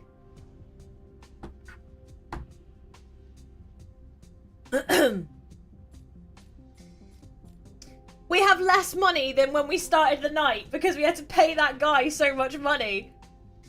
Man, this was a bad night. We did not make enough money. Oh, crap. Oh, crap. At the foot of your door. At the foot of your front door, just behind the drain pipe, you notice an envelope. It's thick and heavy. You can just make out your name written in thick black marker on the front. Your real name. Oh, it's that cop again. Take a deep breath and go inside. In the envelope, you find more information, just as Bussett promised. Kath, you get me. You get me. The way they just melt. I know, they're so good. I need bonitos. You look at the new evidence on the table. It will take you a while to read through this carefully. She steps in the hallway. They stop in front of your door, then they move away. It's time to get moving on your investigation. Okay. Picture of crime scene 4. Oh, Smack, it was lovely to meet you. Thank you so much for joining us. Let me just whack the old Discord link in the chat for you. Like I said earlier, we do have community nights on Discord every Tuesday. Feel free to join us, even if you can't make it tomorrow. Feel free to join the Discord. We have a lot of fun in there. It would be nice to see you. If not, I'm streaming again on Friday. Oh, you're already there? Brilliant. Awesome. Well, I'm streaming again on Friday anyway. I'm doing Sable then. So thank you for joining us. And I hope you have a wonderful rest of your week, lovely. Okay, right. Where was that?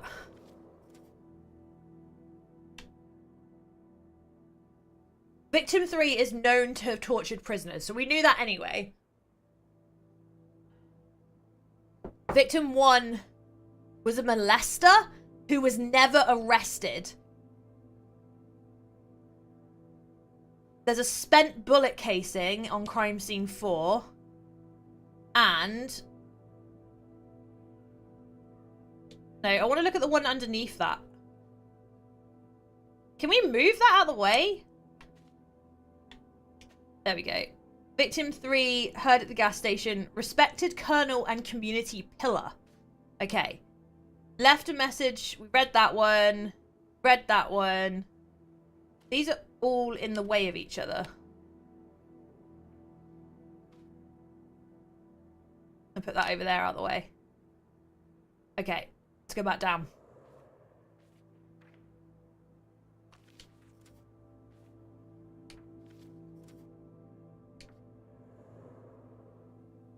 Where did that go? Oh, wait. Killer fought with victim?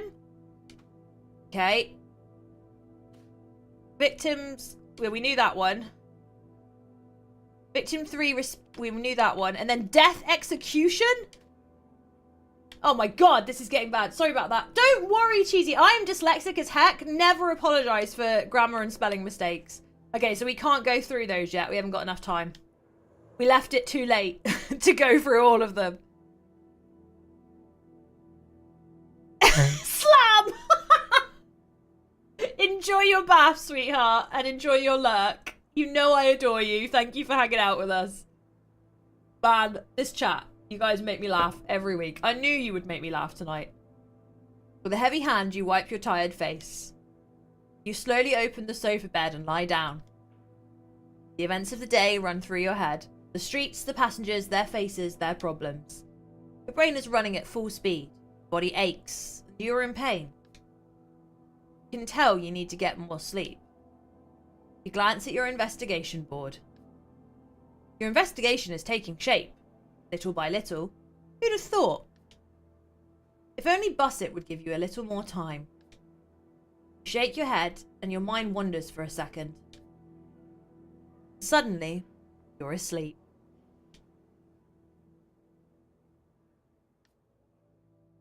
You open one eye. Your back aches. You'd like to close your eyes and go back to sleep. That was me this morning. I had real bad backache from the baby and I was like, I had to get up because I had an appointment. I was so upset. You get up quickly. And a few minutes later, you're outside of your studio. Night 3. Okay, we should try and like not take up as much time tonight so that we have time to go through our board. Okay, is there a cat anywhere? This is our main objective. Find a cat. No, okay. In that case, I'm going for this lady because she looks like Lois Lane from Smallville.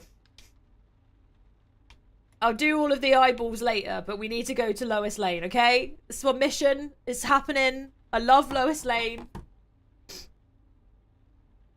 I gotta do it.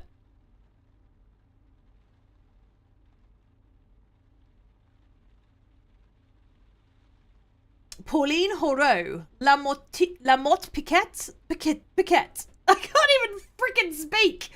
Okay, let's go. Your next passenger slides into the cab and slams the door rather violently. Oh, I love her. She's got piercings. I'm in. She gives you her address. You start driving. Give her a quick once-over. No suitcase, no purse, no pile of papers or tickets, no wedding band, and a look of defeat on her face. She drops someone off at the airport. Not her kid, nor her husband, not a colleague or a client. Who? Pauline. Should I or shouldn't I? You raise your head. Excuse me? Your passenger jumps. Did I say that out loud? She's pretty. I have a crush on Pauline, guys. Her face turns crimson. I'm sorry, She shakes her head and apologizes profusely and stumbles over her words. No worries. It's a bit hard to understand what's going on with me right now. You sense she needs to talk about it. More like she must talk about it. Her voice is warm and deep and has a stunning accent. I don't know what the accent is, but I got the deepness. The West Indies? Oh, I have no idea how to do that, so I'm not even going to try. I'm in shock. No, not the West Indies. Don't worry, it's nothing serious. On the contrary. I'm in love. Silence. She's from an island, but you can't tell which one. Out of the blue, just like that. Whereas I'm usually... She shakes her head. I'm usually the one people fall in love with. I'm demanding, complicated. I always have someone on my mind. It's never the right person. But this time it was reciprocal. She flashes an incredible smile. She's American, lives in Seattle. She's a journalist like me. She was here covering the terrorist's trial. Our eyes kept crossing. I think the serial killer is going to try and kill the terrorist. I'm just predicting this now, by the way. We spent 4 days side by side. Just enough time for the trial to come to an end, for us to wrap up and spend an evening wandering along the long banks of the Seine. Her eyes get a bit misty. It was really cold, but we didn't even notice. Her smile suddenly vanishes. She sounds like a serial killer to you? Zimni sus of everyone immediately. And I just dropped her off at the airport. There, you have it. She pauses. It was short, intense. We'll probably never see each other again. Maybe it's better that way. A vacation romance. I got an achievement for that, called La Journaliste. You chose romance. Exactly. The dead of winter. But that's the idea. That's one thing I really love about this game, is that, like, depending on what you say, you're going to get a different outcome from the characters. So you might play this and have a completely different, like, journey to me. And also you'll pick up different people too I've picked up. Like, I love that. There's so much replayability. We never see each other again because you killed her. Zimni, no! Exactly. But in the dead of winter, that's the idea. Just a fling. She shifts her body slightly and seems to forget you. She's lost in thought, and you can see her lips move, tremble, form words she can't say out loud. Then suddenly you hear her whisper, Go. With her. An odd look takes over her face.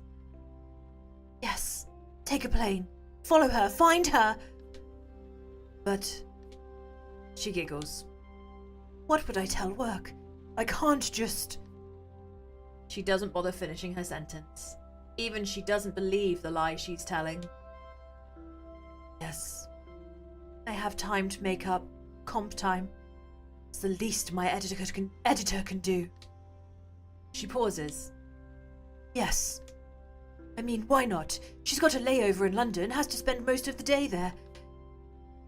I go to the ticket counter and... She stops. No. Tickets will cost me a fortune.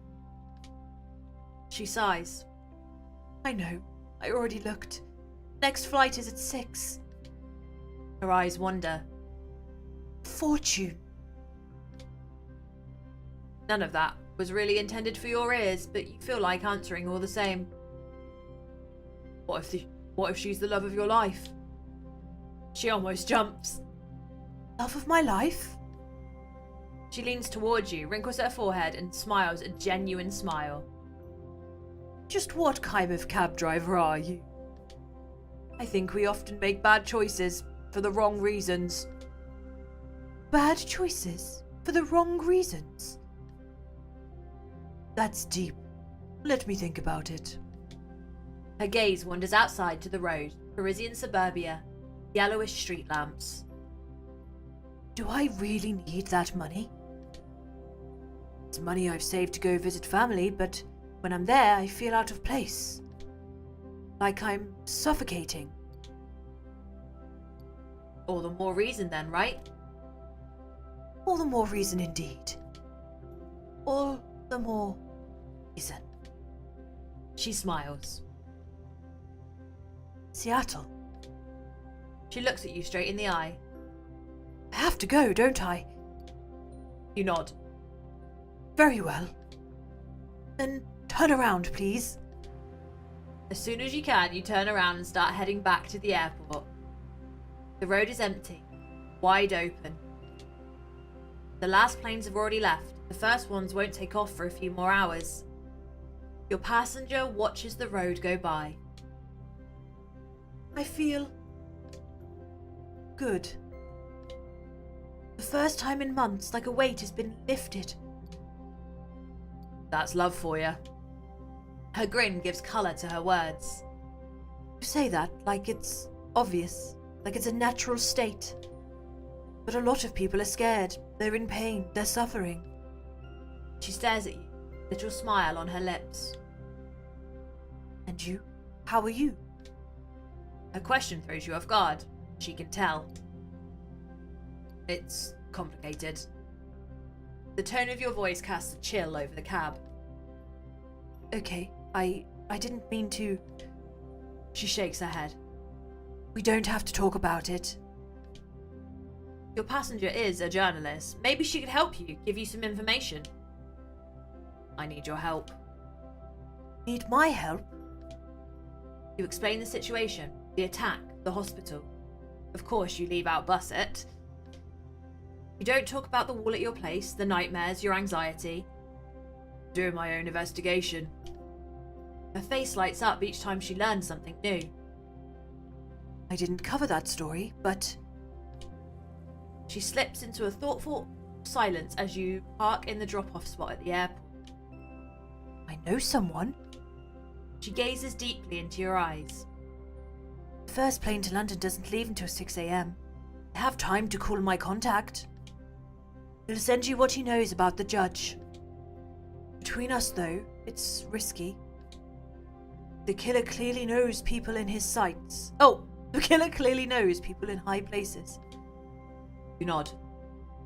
Now, all I have to do is empty my bank account and wait for my plane. Time to go. She pays and get out of the cab. You wave at her, a bit nonchalantly. She does the same. You watch her as she disappears into the terminal. That was beautiful. That was beautiful. The sheer level of writing in this game. I am so bloody in. I want to go up here and go to the eye. We're going to go for a drive. We're going to go to the eyes and get some information. I just love this. You slow down a bit. You've just been hit with a migraine. Oh, great. Thanks. You crack your window. Icy Parisian air fills the cab. You need to rest. You need coffee.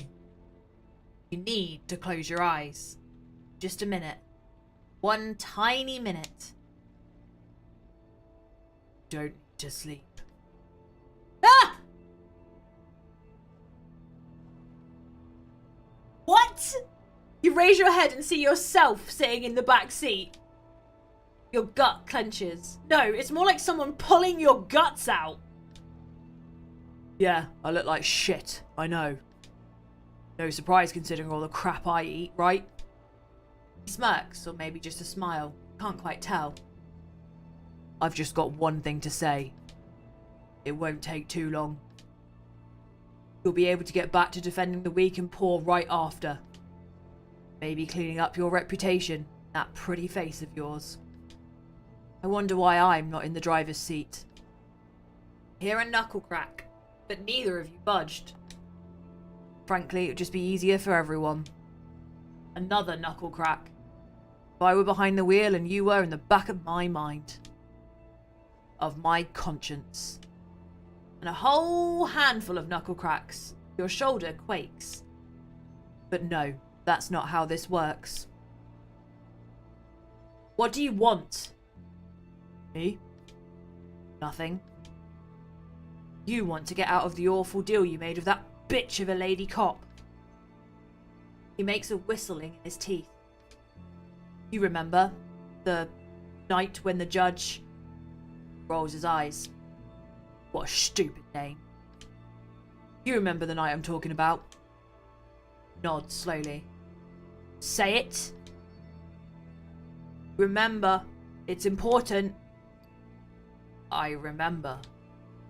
When the killer attacked you, you saw his hand. He was wearing gloves. Yeah, he was wearing gloves, rubber gloves of talcum powder on them. I know what you told that bitch. I was there, remember? I said he was wearing gloves. I'm not talking about his gloves, I'm talking about his hand. His hand? The rubber was torn and you saw something. He stares at you. God damn it, out with it, remember! It's not hard! His voice sounds compressed, compacted, smushed. The last syllable rings in your ear like a scream. Remember the gloved hand. The hall light shining. Wrinkles on his skin. You jump as a car flies by right next to the taxis and honks. You'd fallen asleep. After sitting still for a second, you start the car. But that image of that wrinkled hand haunts you. Okay, so we know it's someone old. We know it's someone old now. We know it can't be a young person. We know it's someone old. I think this is another one of the suspects. I'm very scared. We'll go to the suspect. I have to play till the end of the day or it will not save and I'll have to restart this day. So we'll do that. Okay. This is definitely one of the suspects. You immediately recognize the passenger who climbed into the back seat of your cab. His face has been plastered all over the news for the last few weeks. He's a lawyer. A lawyer who is representing a terrorist. He looks a bit like Spock. He looks a bit like Spock. He gives you an address and you start driving. You hold your gaze in the rearview mirror like he's trying to read your mind. Drive across a virtually empty Paris. Behind you, the lawyer nervously consults his notes. Say nothing. You continue driving without saying a word. Your passenger mutters. Why did he say that to the cops? He's not taking this seriously. Doesn't get it. Idiot. There again. He says it again. Is he contradicting himself or just... Glance in the mirror. The lawyer is like a smaller version of himself. Say nothing. Your eyes meet in the rearview mirror. You see him start to break. I can't take it anymore! He takes a deep breath and loses control of his voice. This guy's a real asshole! He's not just a monster, he's a total idiot! Tears form in the corner of his eyes. Never seen such a moronic defendant. You know what it's like to defend a moron? You know what it's like to get only 3 hours of sleep a night so you can defend a fucking moron? Do you have any idea? Yells so loudly the windows shake. I'm sorry. When he answers, his voice is icy cold. No need to apologize. Nothing to be sorry about. He pauses, barely, just in time to take a deep breath. Jesus effing Christ already! He kicks the seat in front of him. Jesus! He calms himself down and steadies his breath. I'm the one who agreed to it. It's hurting my voice doing this. That's better. I actually fought to represent him. It's my own damn fault I'm being dragged through the mud. He raises his hand, snickers. Yeah, I admit it, at first I thought it was pretty great. Being on TV, all the interviews, journalists asking my opinion about everything. I shook so many hands, said so many words, sentences, yet I actually said nothing. I worked in the hood, not a single person cared about my work. And now, in 5 hours I have to be on the radio, in 7 on TV. He pauses, breathes, and his voice sounds further and further away. Need to try and calm down. I don't even know what that means anymore. Actually, it's simple. I almost never sleep. When I lie in bed, I stare at the ceiling and go over evidence in my head. He sits up.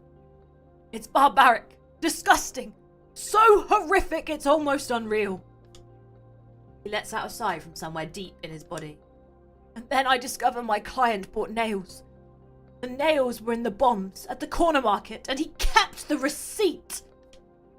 He kept the fucking receipt. Folded it in half and slipped it into his wallet. That's what I see when I close my eyes. Disemboweled bodies and a receipt for €2 worth of nails. Why? He raises his voice quite high. Why? For God's sake! He thought he could expense it when he got to heaven. He pauses. So stupid and so dangerous. He disgusts me. He revolts me. You know, this guy could be the murderer because we know that he's after bad guys. And if he's this, disgusted by him, he might be Dextering it. He could be. I'm putting my detective hat on. I'm not crossing this guy out. So why defend him then? Because everyone has the right to an attorney. Everyone, without exception. Otherwise, justice is no longer just. His fit of rage subsides and his fingers are shaking. When I signed on, I thought I'd be representing someone crazy. I find out he's just a moron who played too many video games. No, lawyer, don't you blame the video games. We will not be friends. That guy has never even read the holy book they use to justify their so-called acts of martyrdom. Reads just a few passages online. Passages online. Do you have any idea what a complete moron he is? He chuckles. I'm sorry. I am truly sorry. I shouldn't have said all that. He takes a deep breath. Don't have anyone else to talk with about it. All the other lawyers avoid me like the plague. My mother can't understand why I'm doing this. She's so ashamed. She went back to Algeria. She's shaking. Get the shame. What I don't get is when people just lump things together. I'm not a terrorist. I'm not a murderer.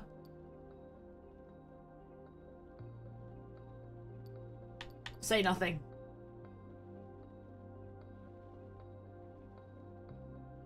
Cheesy, I do not know the answer to that question. For all of the latest information on Kingdom or to discuss Kingdom with the people that work on it, make sure you join the Discord because there's a whole section for Kingdom, and in Kingdom General, that would be a great place to ask that question.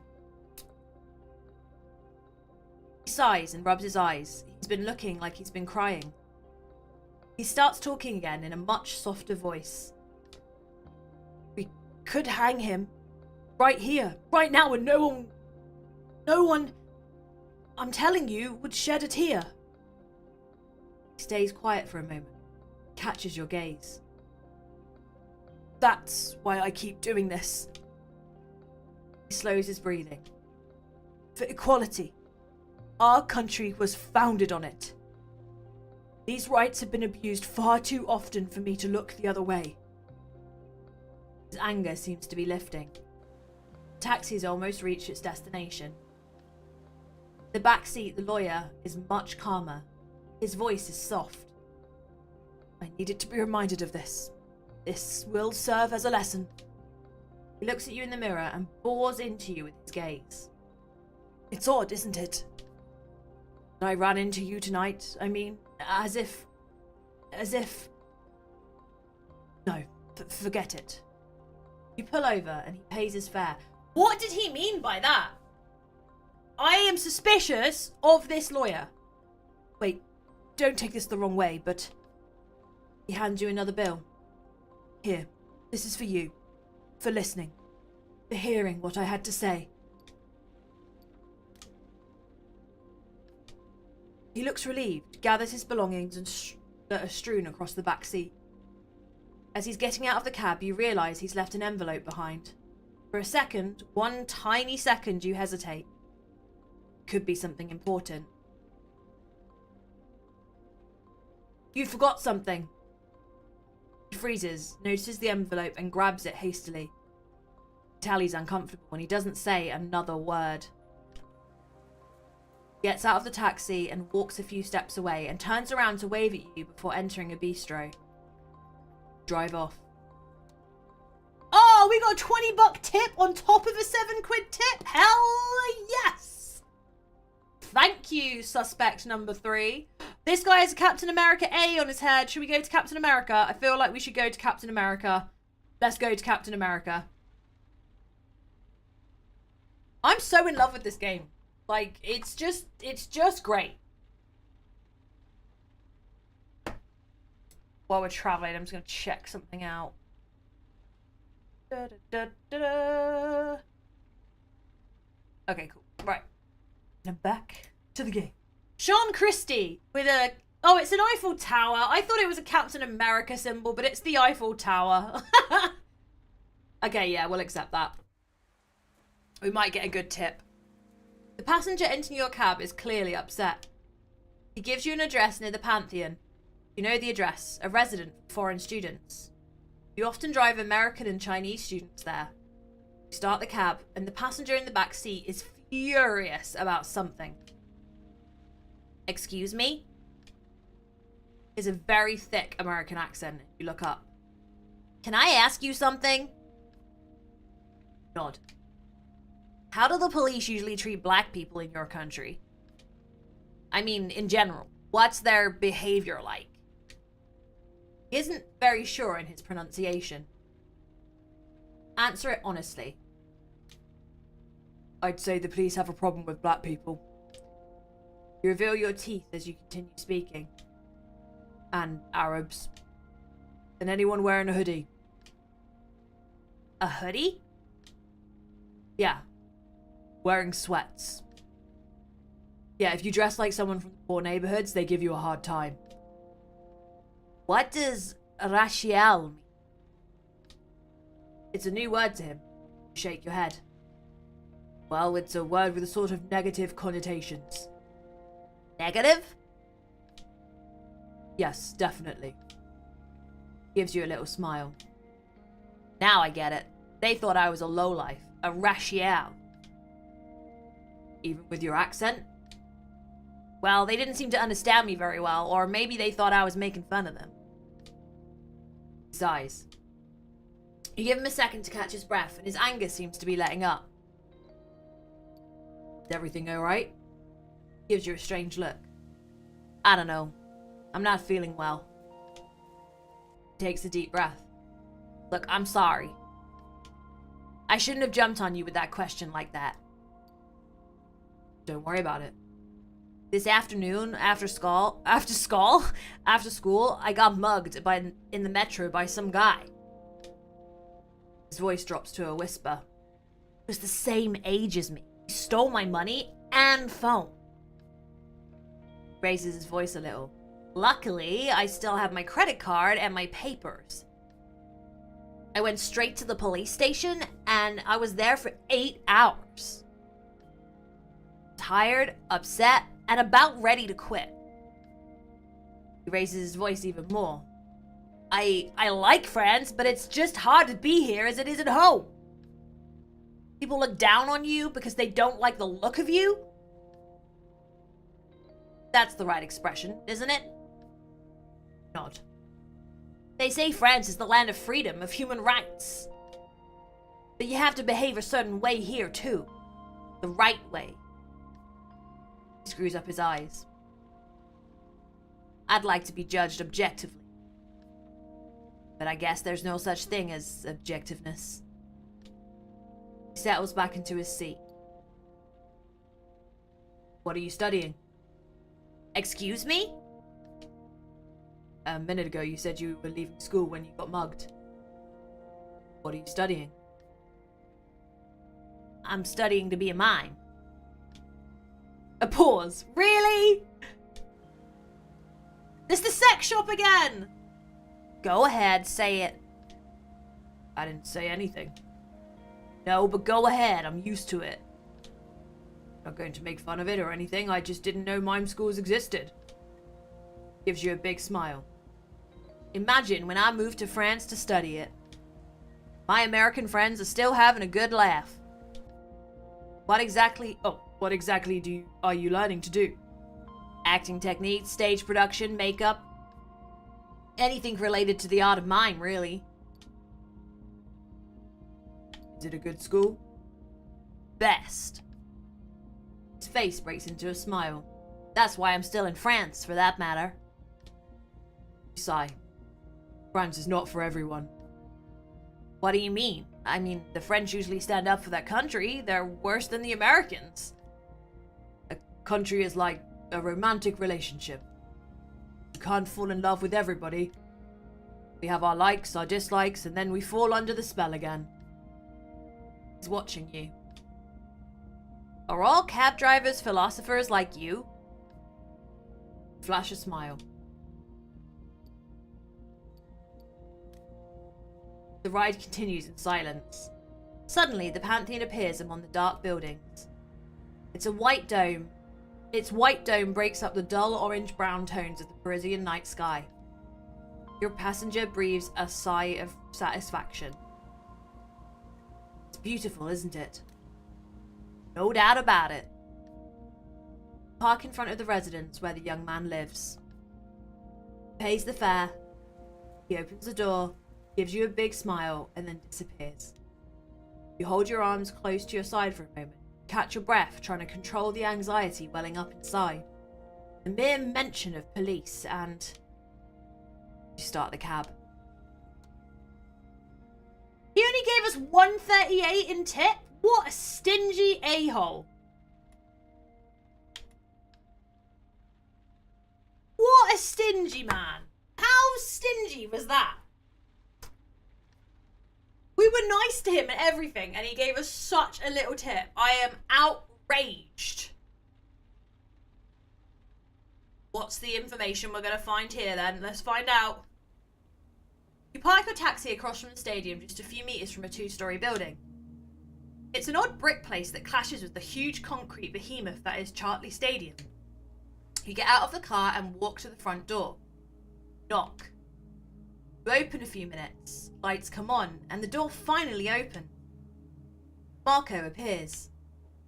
Marco is a former taxi driver, a strange guy, a bit spacey and different. He's been working at the stadium for a few years now. Well, shit. You're alive still? That's Marco. You like him? I mean, wow! So nice to see you! Even though he stole your wife. Come in, come in! You want something to drink? Alright, you stop drinking. Cup of coffee? Yes, please. You follow him into the caretaker's home. It's pretty nice despite the mess and filth. He serves you a cup of coffee and sits down at the table.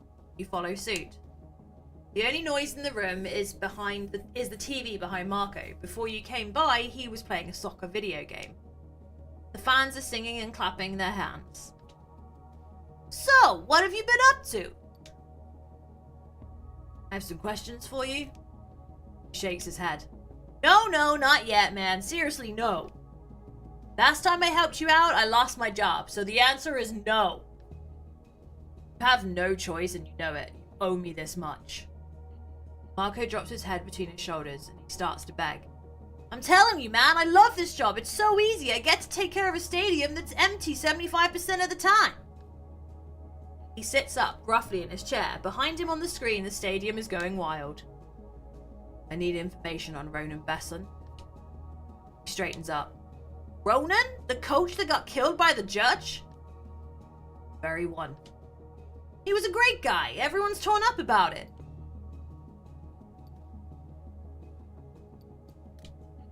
I hate it when you do that sort of thing. Seriously, it freaks me out.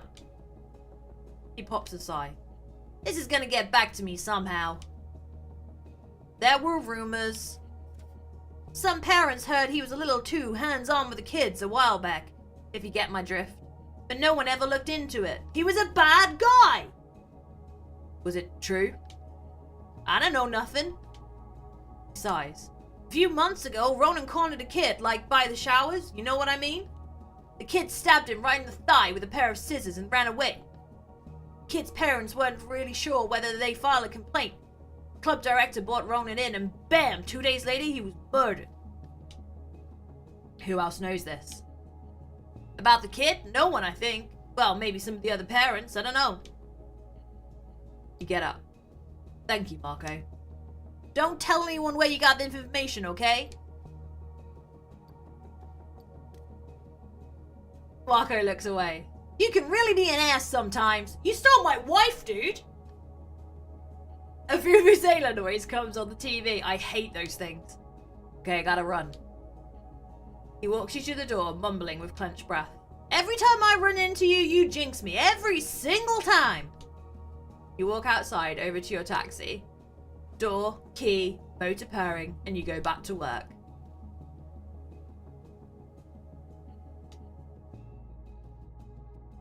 I love this game. Okay, can we do that one or that one? That one. Let's go to this one.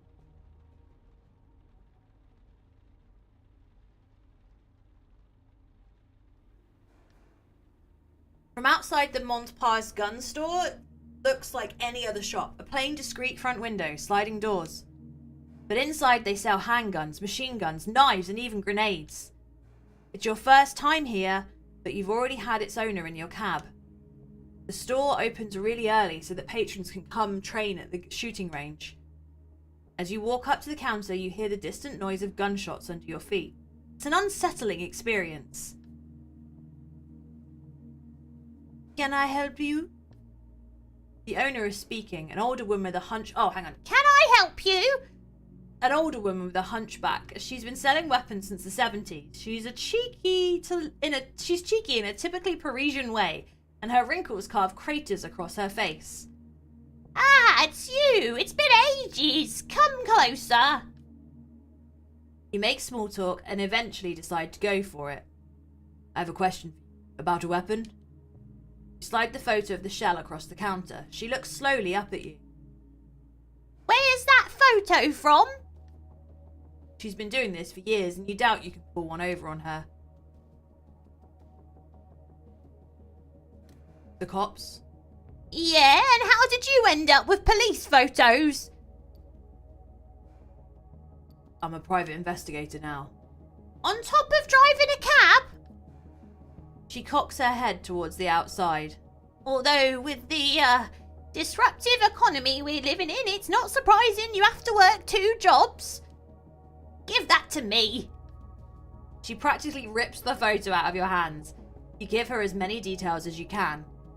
She thinks for a while. The shop doors open and a woman, probably a cop from her appearance, comes in and greets the owner and then disappears downstairs. When the door opens, it creaks and the smell of gunpowder spreads through the shop. It's funny. This doesn't fit with what you told me. The shell is in perfect shape and you told me the bullets are completely clean. But it's old ammo, you can tell. There's no scratches, but there are a few oxidization stains and...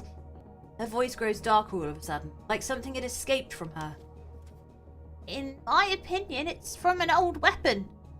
Perfectly maintained by someone who knows what they're doing. In light of what you told me, I'd say it belonged to a cop. Or a soldier. Could be a family weapon. It was a police service weapon in the 1970s. Either a cop held on to it or the guy you're looking for inherited it. Maybe it was the cop that was in the car, because he said he was a cop in the 70s. That judge there is a pro. You raise your head to meet her gaze. Her old bones make the slight shift again. That one could be constructed as a smile. Or she, actually. You know, lots of women shoot, and I give classes if you have any lady friends who are interested. Yay! Welcome back, Slam. I'm glad you had a nice bath, mate. Back in your cab. You glance at the shop, and you don't know how this woman knew that. Anyway, you start your taxi. You have what you need to move forward with your investigation. And a coupon for a class on shooting automatic weapons. Oh, this game. Okay, we've probably got time for like one more. I want the lady with the hat. The lady with the hat.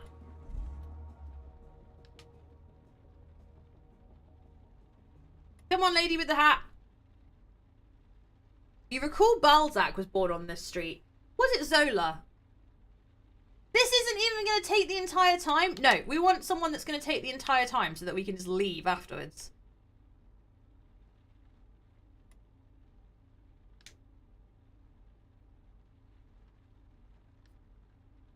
The cat walks in front of your cab, its eyes shine for a moment and a second later it's gone. It might have been our friend! It might have been our friend! Okay, this one will take the entire time. Okay, let's go. Your next passenger is heavily pregnant. I feel them! You go to help her inside, but she waves you away with a hand. I'm fine. Judging by her accent, she's not from Paris, not France, English, or maybe American. Things take a bit longer these days. She settles in, adjusting her coat around her huge belly. You gun the accelerator and set off. Instinctively, you find yourself driving more deliberately, not slower, just carefully. You regard the woman in the mirror. She's staring out of the window with a 1,000-yard stare. Her hands wringing themselves around each other like a fistful of snakes. What a great phrase that is, a fistful of snakes. Your French is pretty good. She glances at the back of your head. I know. Your English? Exactly. She seems surprised. From the UK. Oh, wait! I'm from the UK. Wait, Manchester? I'm from Manchester. I mean, it's in the UK, but the distinction is important, especially these days. You immediately suspect her? Say the UK and everyone assumes you're from London. I fucking hate London. You've driven a fair few British people over the years. Most don't speak a word of French. Many had an odd sense of pride in their lack of language ability. But accent aside, the young woman behind you is fluent. I didn't mean to offend. She looks away from the window and into your eyes. You try a smile, her face softens. Don't worry about it. You get used to it. There are worse things you could have opened with. She shifts uncomfortably. Don't ask her how far along she... Oh, okay. How far along are you? Is it normal for cabbies to get extremely personal questions from the get-go? Shrug. Some people like to talk. Helps the ride pass quicker. Does it now? She squirms a little, small grimace passing over her face. 7 months? Fuck, it feels more like 17. You any idea how hard it is going for a piss in a crowded shopping centre carrying another human around like a fucking personal bus service? Another human whose favourite pastime just so happens to be giving your bladder a swift kick every 20 minutes. She blows out a sigh, and it sounds like hot air escaping a kettle. It's pretty fucking hard. Her tone is harsh, but looking back at you, you see her hand stroking her belly, and a small smile linger briefly on her lips. She's a feisty one, that's for sure. That's her French side. She's half French. Not sure if it's half. I'm the one doing the heavy lifting. But definitely a good third or so, yeah. That's why I'm over here. Ahmed insisted the little bugger pops out over here. Gets herself an EU passport. The smile on her face dies in place when she stares out of the window again. And he needed to get out of the UK after everything that happened. I mean, the political situation? She sighs. Fucking Brexit. Yeah. Who's my favourite Greek god? Zagreus. Zagreus is my favourite Greek god. As soon as she's spoken, her mouth folds into an O and a groan spoils from her throat. I swear, every time I talk about Brexit. Another grimace. She kicks the shit out of my fucking womb. She rubs her belly and mumbles a few soothing words. After a moment, she returns her attention to you. But yeah, fucking B-word. I mean, no one thought it was actually going to happen. You'd see the campaigners out on the street, remain and leave. You'd pass them off as fanatics doing something. I wasn't into politics, but when it's on the news every night, something leaks through. Something gets you thinking. Ahmed was more into it than I was. Kept bringing home these flyers, blue for remain, red for leave. Like it was fucking primary school or popularity contest or something. You look back and notice her hand go to her mouth. She starts plucking nervously at her bottom lip. Must have been scary. Nothing was ever positive. Every argument, every headline, non-stop fucking negativity. Fucked if we stay, fucked if we leave. Promises from every side, numbers, predictions, posters, billboards. A few weeks before the vote, no one had the lie. No word of the lie. The whole fucking city felt like a bomb was about to explode.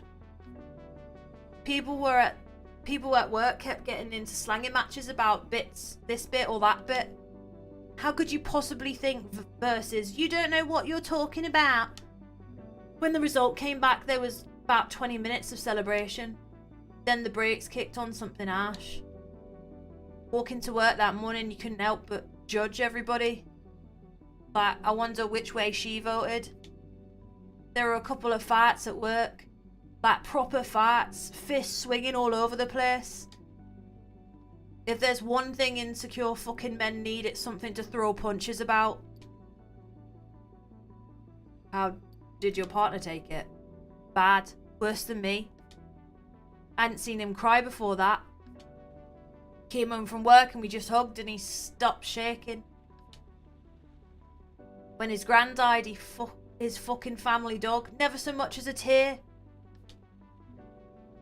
But this was too much.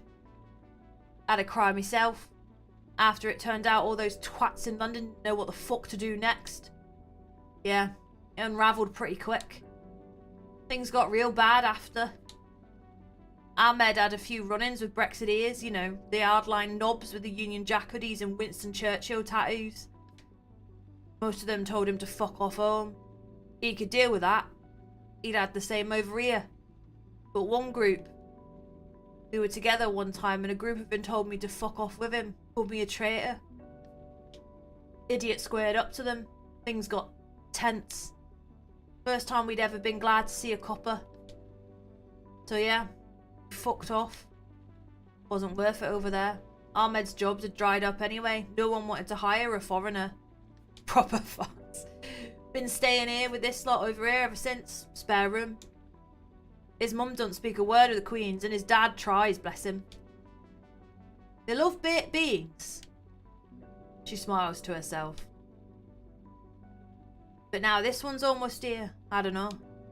I don't fucking know. She shifts again, seat creaking under her weight. That's a sound you seldom hear. What would you have done? I mean, if you lot were ever to Frexit or something. Frexit, amazing. How would you vote? I'd vote to remain. The EU isn't perfect. It's pretty bad, actually, from what I've heard. But division isn't an answer. It's a statement. And the people behind such statements have their own goals. Goals that aren't on any why can't I read? Goals that aren't on any billboard or flyers. Your answer seems to shake your passenger. She tugs on her lip aggressively, and the other hand balls itself into a fist. She sniffs. Everyone was so scared. After the vote, yeah, but before and all. We had the Remain side telling us how fucked we were if we left. The Leavers telling us how fucked we'd be if we stayed. But I saw Mam rise and raise me and my brother on nothing. Nothing. Benefits didn't amount to anything. No one wanted to help a black single mother provide for her kids. And then we get these fuckers turning up at our house telling us how much worse off we'd be if we leave. I mean, how much worse off could it have gotten? When you're in the shit, change becomes pretty fucking attractive. If you had people offering you the same old and others pushing for something new, promising change for a new start, how the fuck do you think we're gonna vote when the same old ain't giving you shit? Don't answer the rhetorical question. The atmosphere has turned tense, and in these situations you find it best just to let the conversation end. Yeah, I know. She sucks in a gallon of air into her lungs and continues. Before the vote, it was all about making our own laws again. Stopping people 2,000 miles away telling us how to live. Her accent thickens and her voice cracks. It were about making sure we looked after, you know? Mum's almost on her pension. I just wanted to do best by her. There was no talk of stopping anyone who wasn't English living there. It weren't about that to me. She sniffs again, and now it's all fucked. Pull up to her destination. She fumbles the fare over to you. Sorry about all that. No problem. I understand. Yeah. At least over here everything's, well, over there. I don't have to think about it every fucking moment. I never told Ahmed that I, voted the way I did. He wouldn't understand. She moves to leave. You go to help again, but she smiles a refusal at you. Really? You're so here? But I appreciate the offer. Makes me feel welcome. A few moments later, she waddles slowly to a door. Her hands continue to twist themselves into shape as she waits for an answer until she finally disappears inside. You sigh and set off into the night. Unbelievable writing. Unbelievable writing. I was still a teacher at the time that happened, and I taught in an independent school, and there were a lot of foreign students there, and it was a wild ride to experience. And that captured it incredibly. Like, the writing is so good. Not enough people talk about it.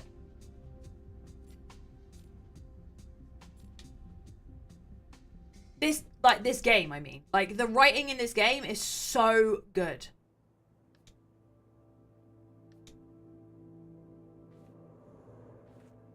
Can we investigate this now? Have we got time? Holy crap, we've got time. Alright. Yeah, it got me as well. I honestly am so amazed by it. So the ring... Oh, so just 2 people look old enough to have wrinkles on their hands? That's interesting. So we've narrowed it down to these 2. Okay, I like it. Hang on, go back up. Weapon kept in shape by a professional. It's gotta be him. I thought he was innocent, guys, but it's gotta be him.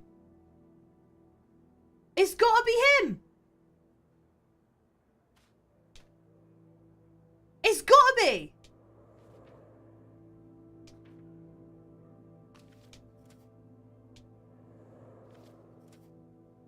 Victim 2 killed in only spot without CCTV. Killers knew the victims or we knew that already. Victim 2's wallet was stolen. But that could have happened afterwards though. Especially when it said she waddled. Yeah, I feel it. Okay. Oh, the phone rings and you jump. I literally jumped. You're not used to hearing it. No one ever called you. It must be Busset. Pick it up. You pick it up and Busset sounds irritated. You there? Yeah. Listen, it's... She pauses. You suddenly hear a ruckus in the background. Probably a noise at the station. Busset raises her voice. Anyone got the time? Hey, guys, anyone? Fuck, they're all Neanderthals here. Listen, it's early and I'm wiped out. So are you, I bet. Listen, get straight to the point. What do you have for me? In a calm, methodical voice, you start giving her the evidence you've collected. You start with the first suspect, their connection to the victims, the rumours, the second suspect, and so on. A few minutes later, she lets out a whistle. Not bad, seriously. You should come give a lesson to the zombies I work with. A long sigh. I have some good news for you. We checked the alibi of one of the suspects I gave you. As you listen to her, you turn the board up and pull down the suspect she's referring to. So it's gotta be someone else. She snickers. You know how lucky you are? I'm doing your job for you, pal. Other way round, lady. Okay, enough chit-chat. I gotta run. I'll call you in 2-3 days, okay? Understood. Good. Good, doggy. I'll call you in 3 days, and you better have what I need to make a proper arrest.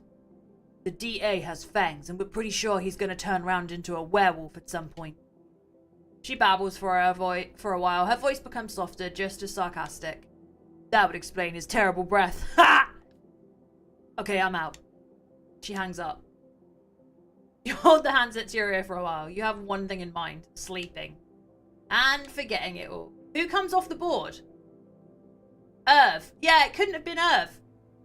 With a heavy hand, you wipe your face. Slowly open the sofa bed and lie down. The events of the day run through your head. Your brain is at full speed. You're in pain. You can tell that you need more sleep. You glance at your investigation board. It's slowly filling up.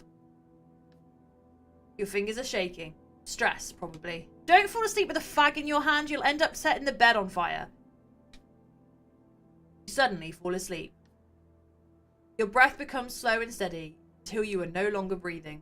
You open your eyes and look at your chest. Something has cut out a square of skin and flesh in order to pull your lungs out. Thanks for that, nightmare fuel. Shit. You sit up in bed and breathe.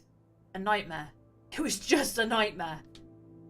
You fall almost immediately back to sleep. Well, I wasn't expecting that bit at the end. Jesus. Wow. Okay, and with that took a whole half an hour longer than I expected it to. We are going to end the stream for the night. So, we will pick this back up on Monday. But before that, we will be playing some more Sable on Friday. And then also we've got community night tomorrow night as well. I'm not going to raid anyone tonight. We're just going to say goodnight and head off. Thank you so much for those of you that stuck around. I really appreciate you. It was nice to meet so many new people this evening. Love getting new people in the chat. So thank you very much. Thank you for the follows as well. We appreciate that. And I will see you tomorrow in community night over on Discord. I hope you have a wonderful rest of your night, whatever you get up to, and I'll see you tomorrow. Bye, guys.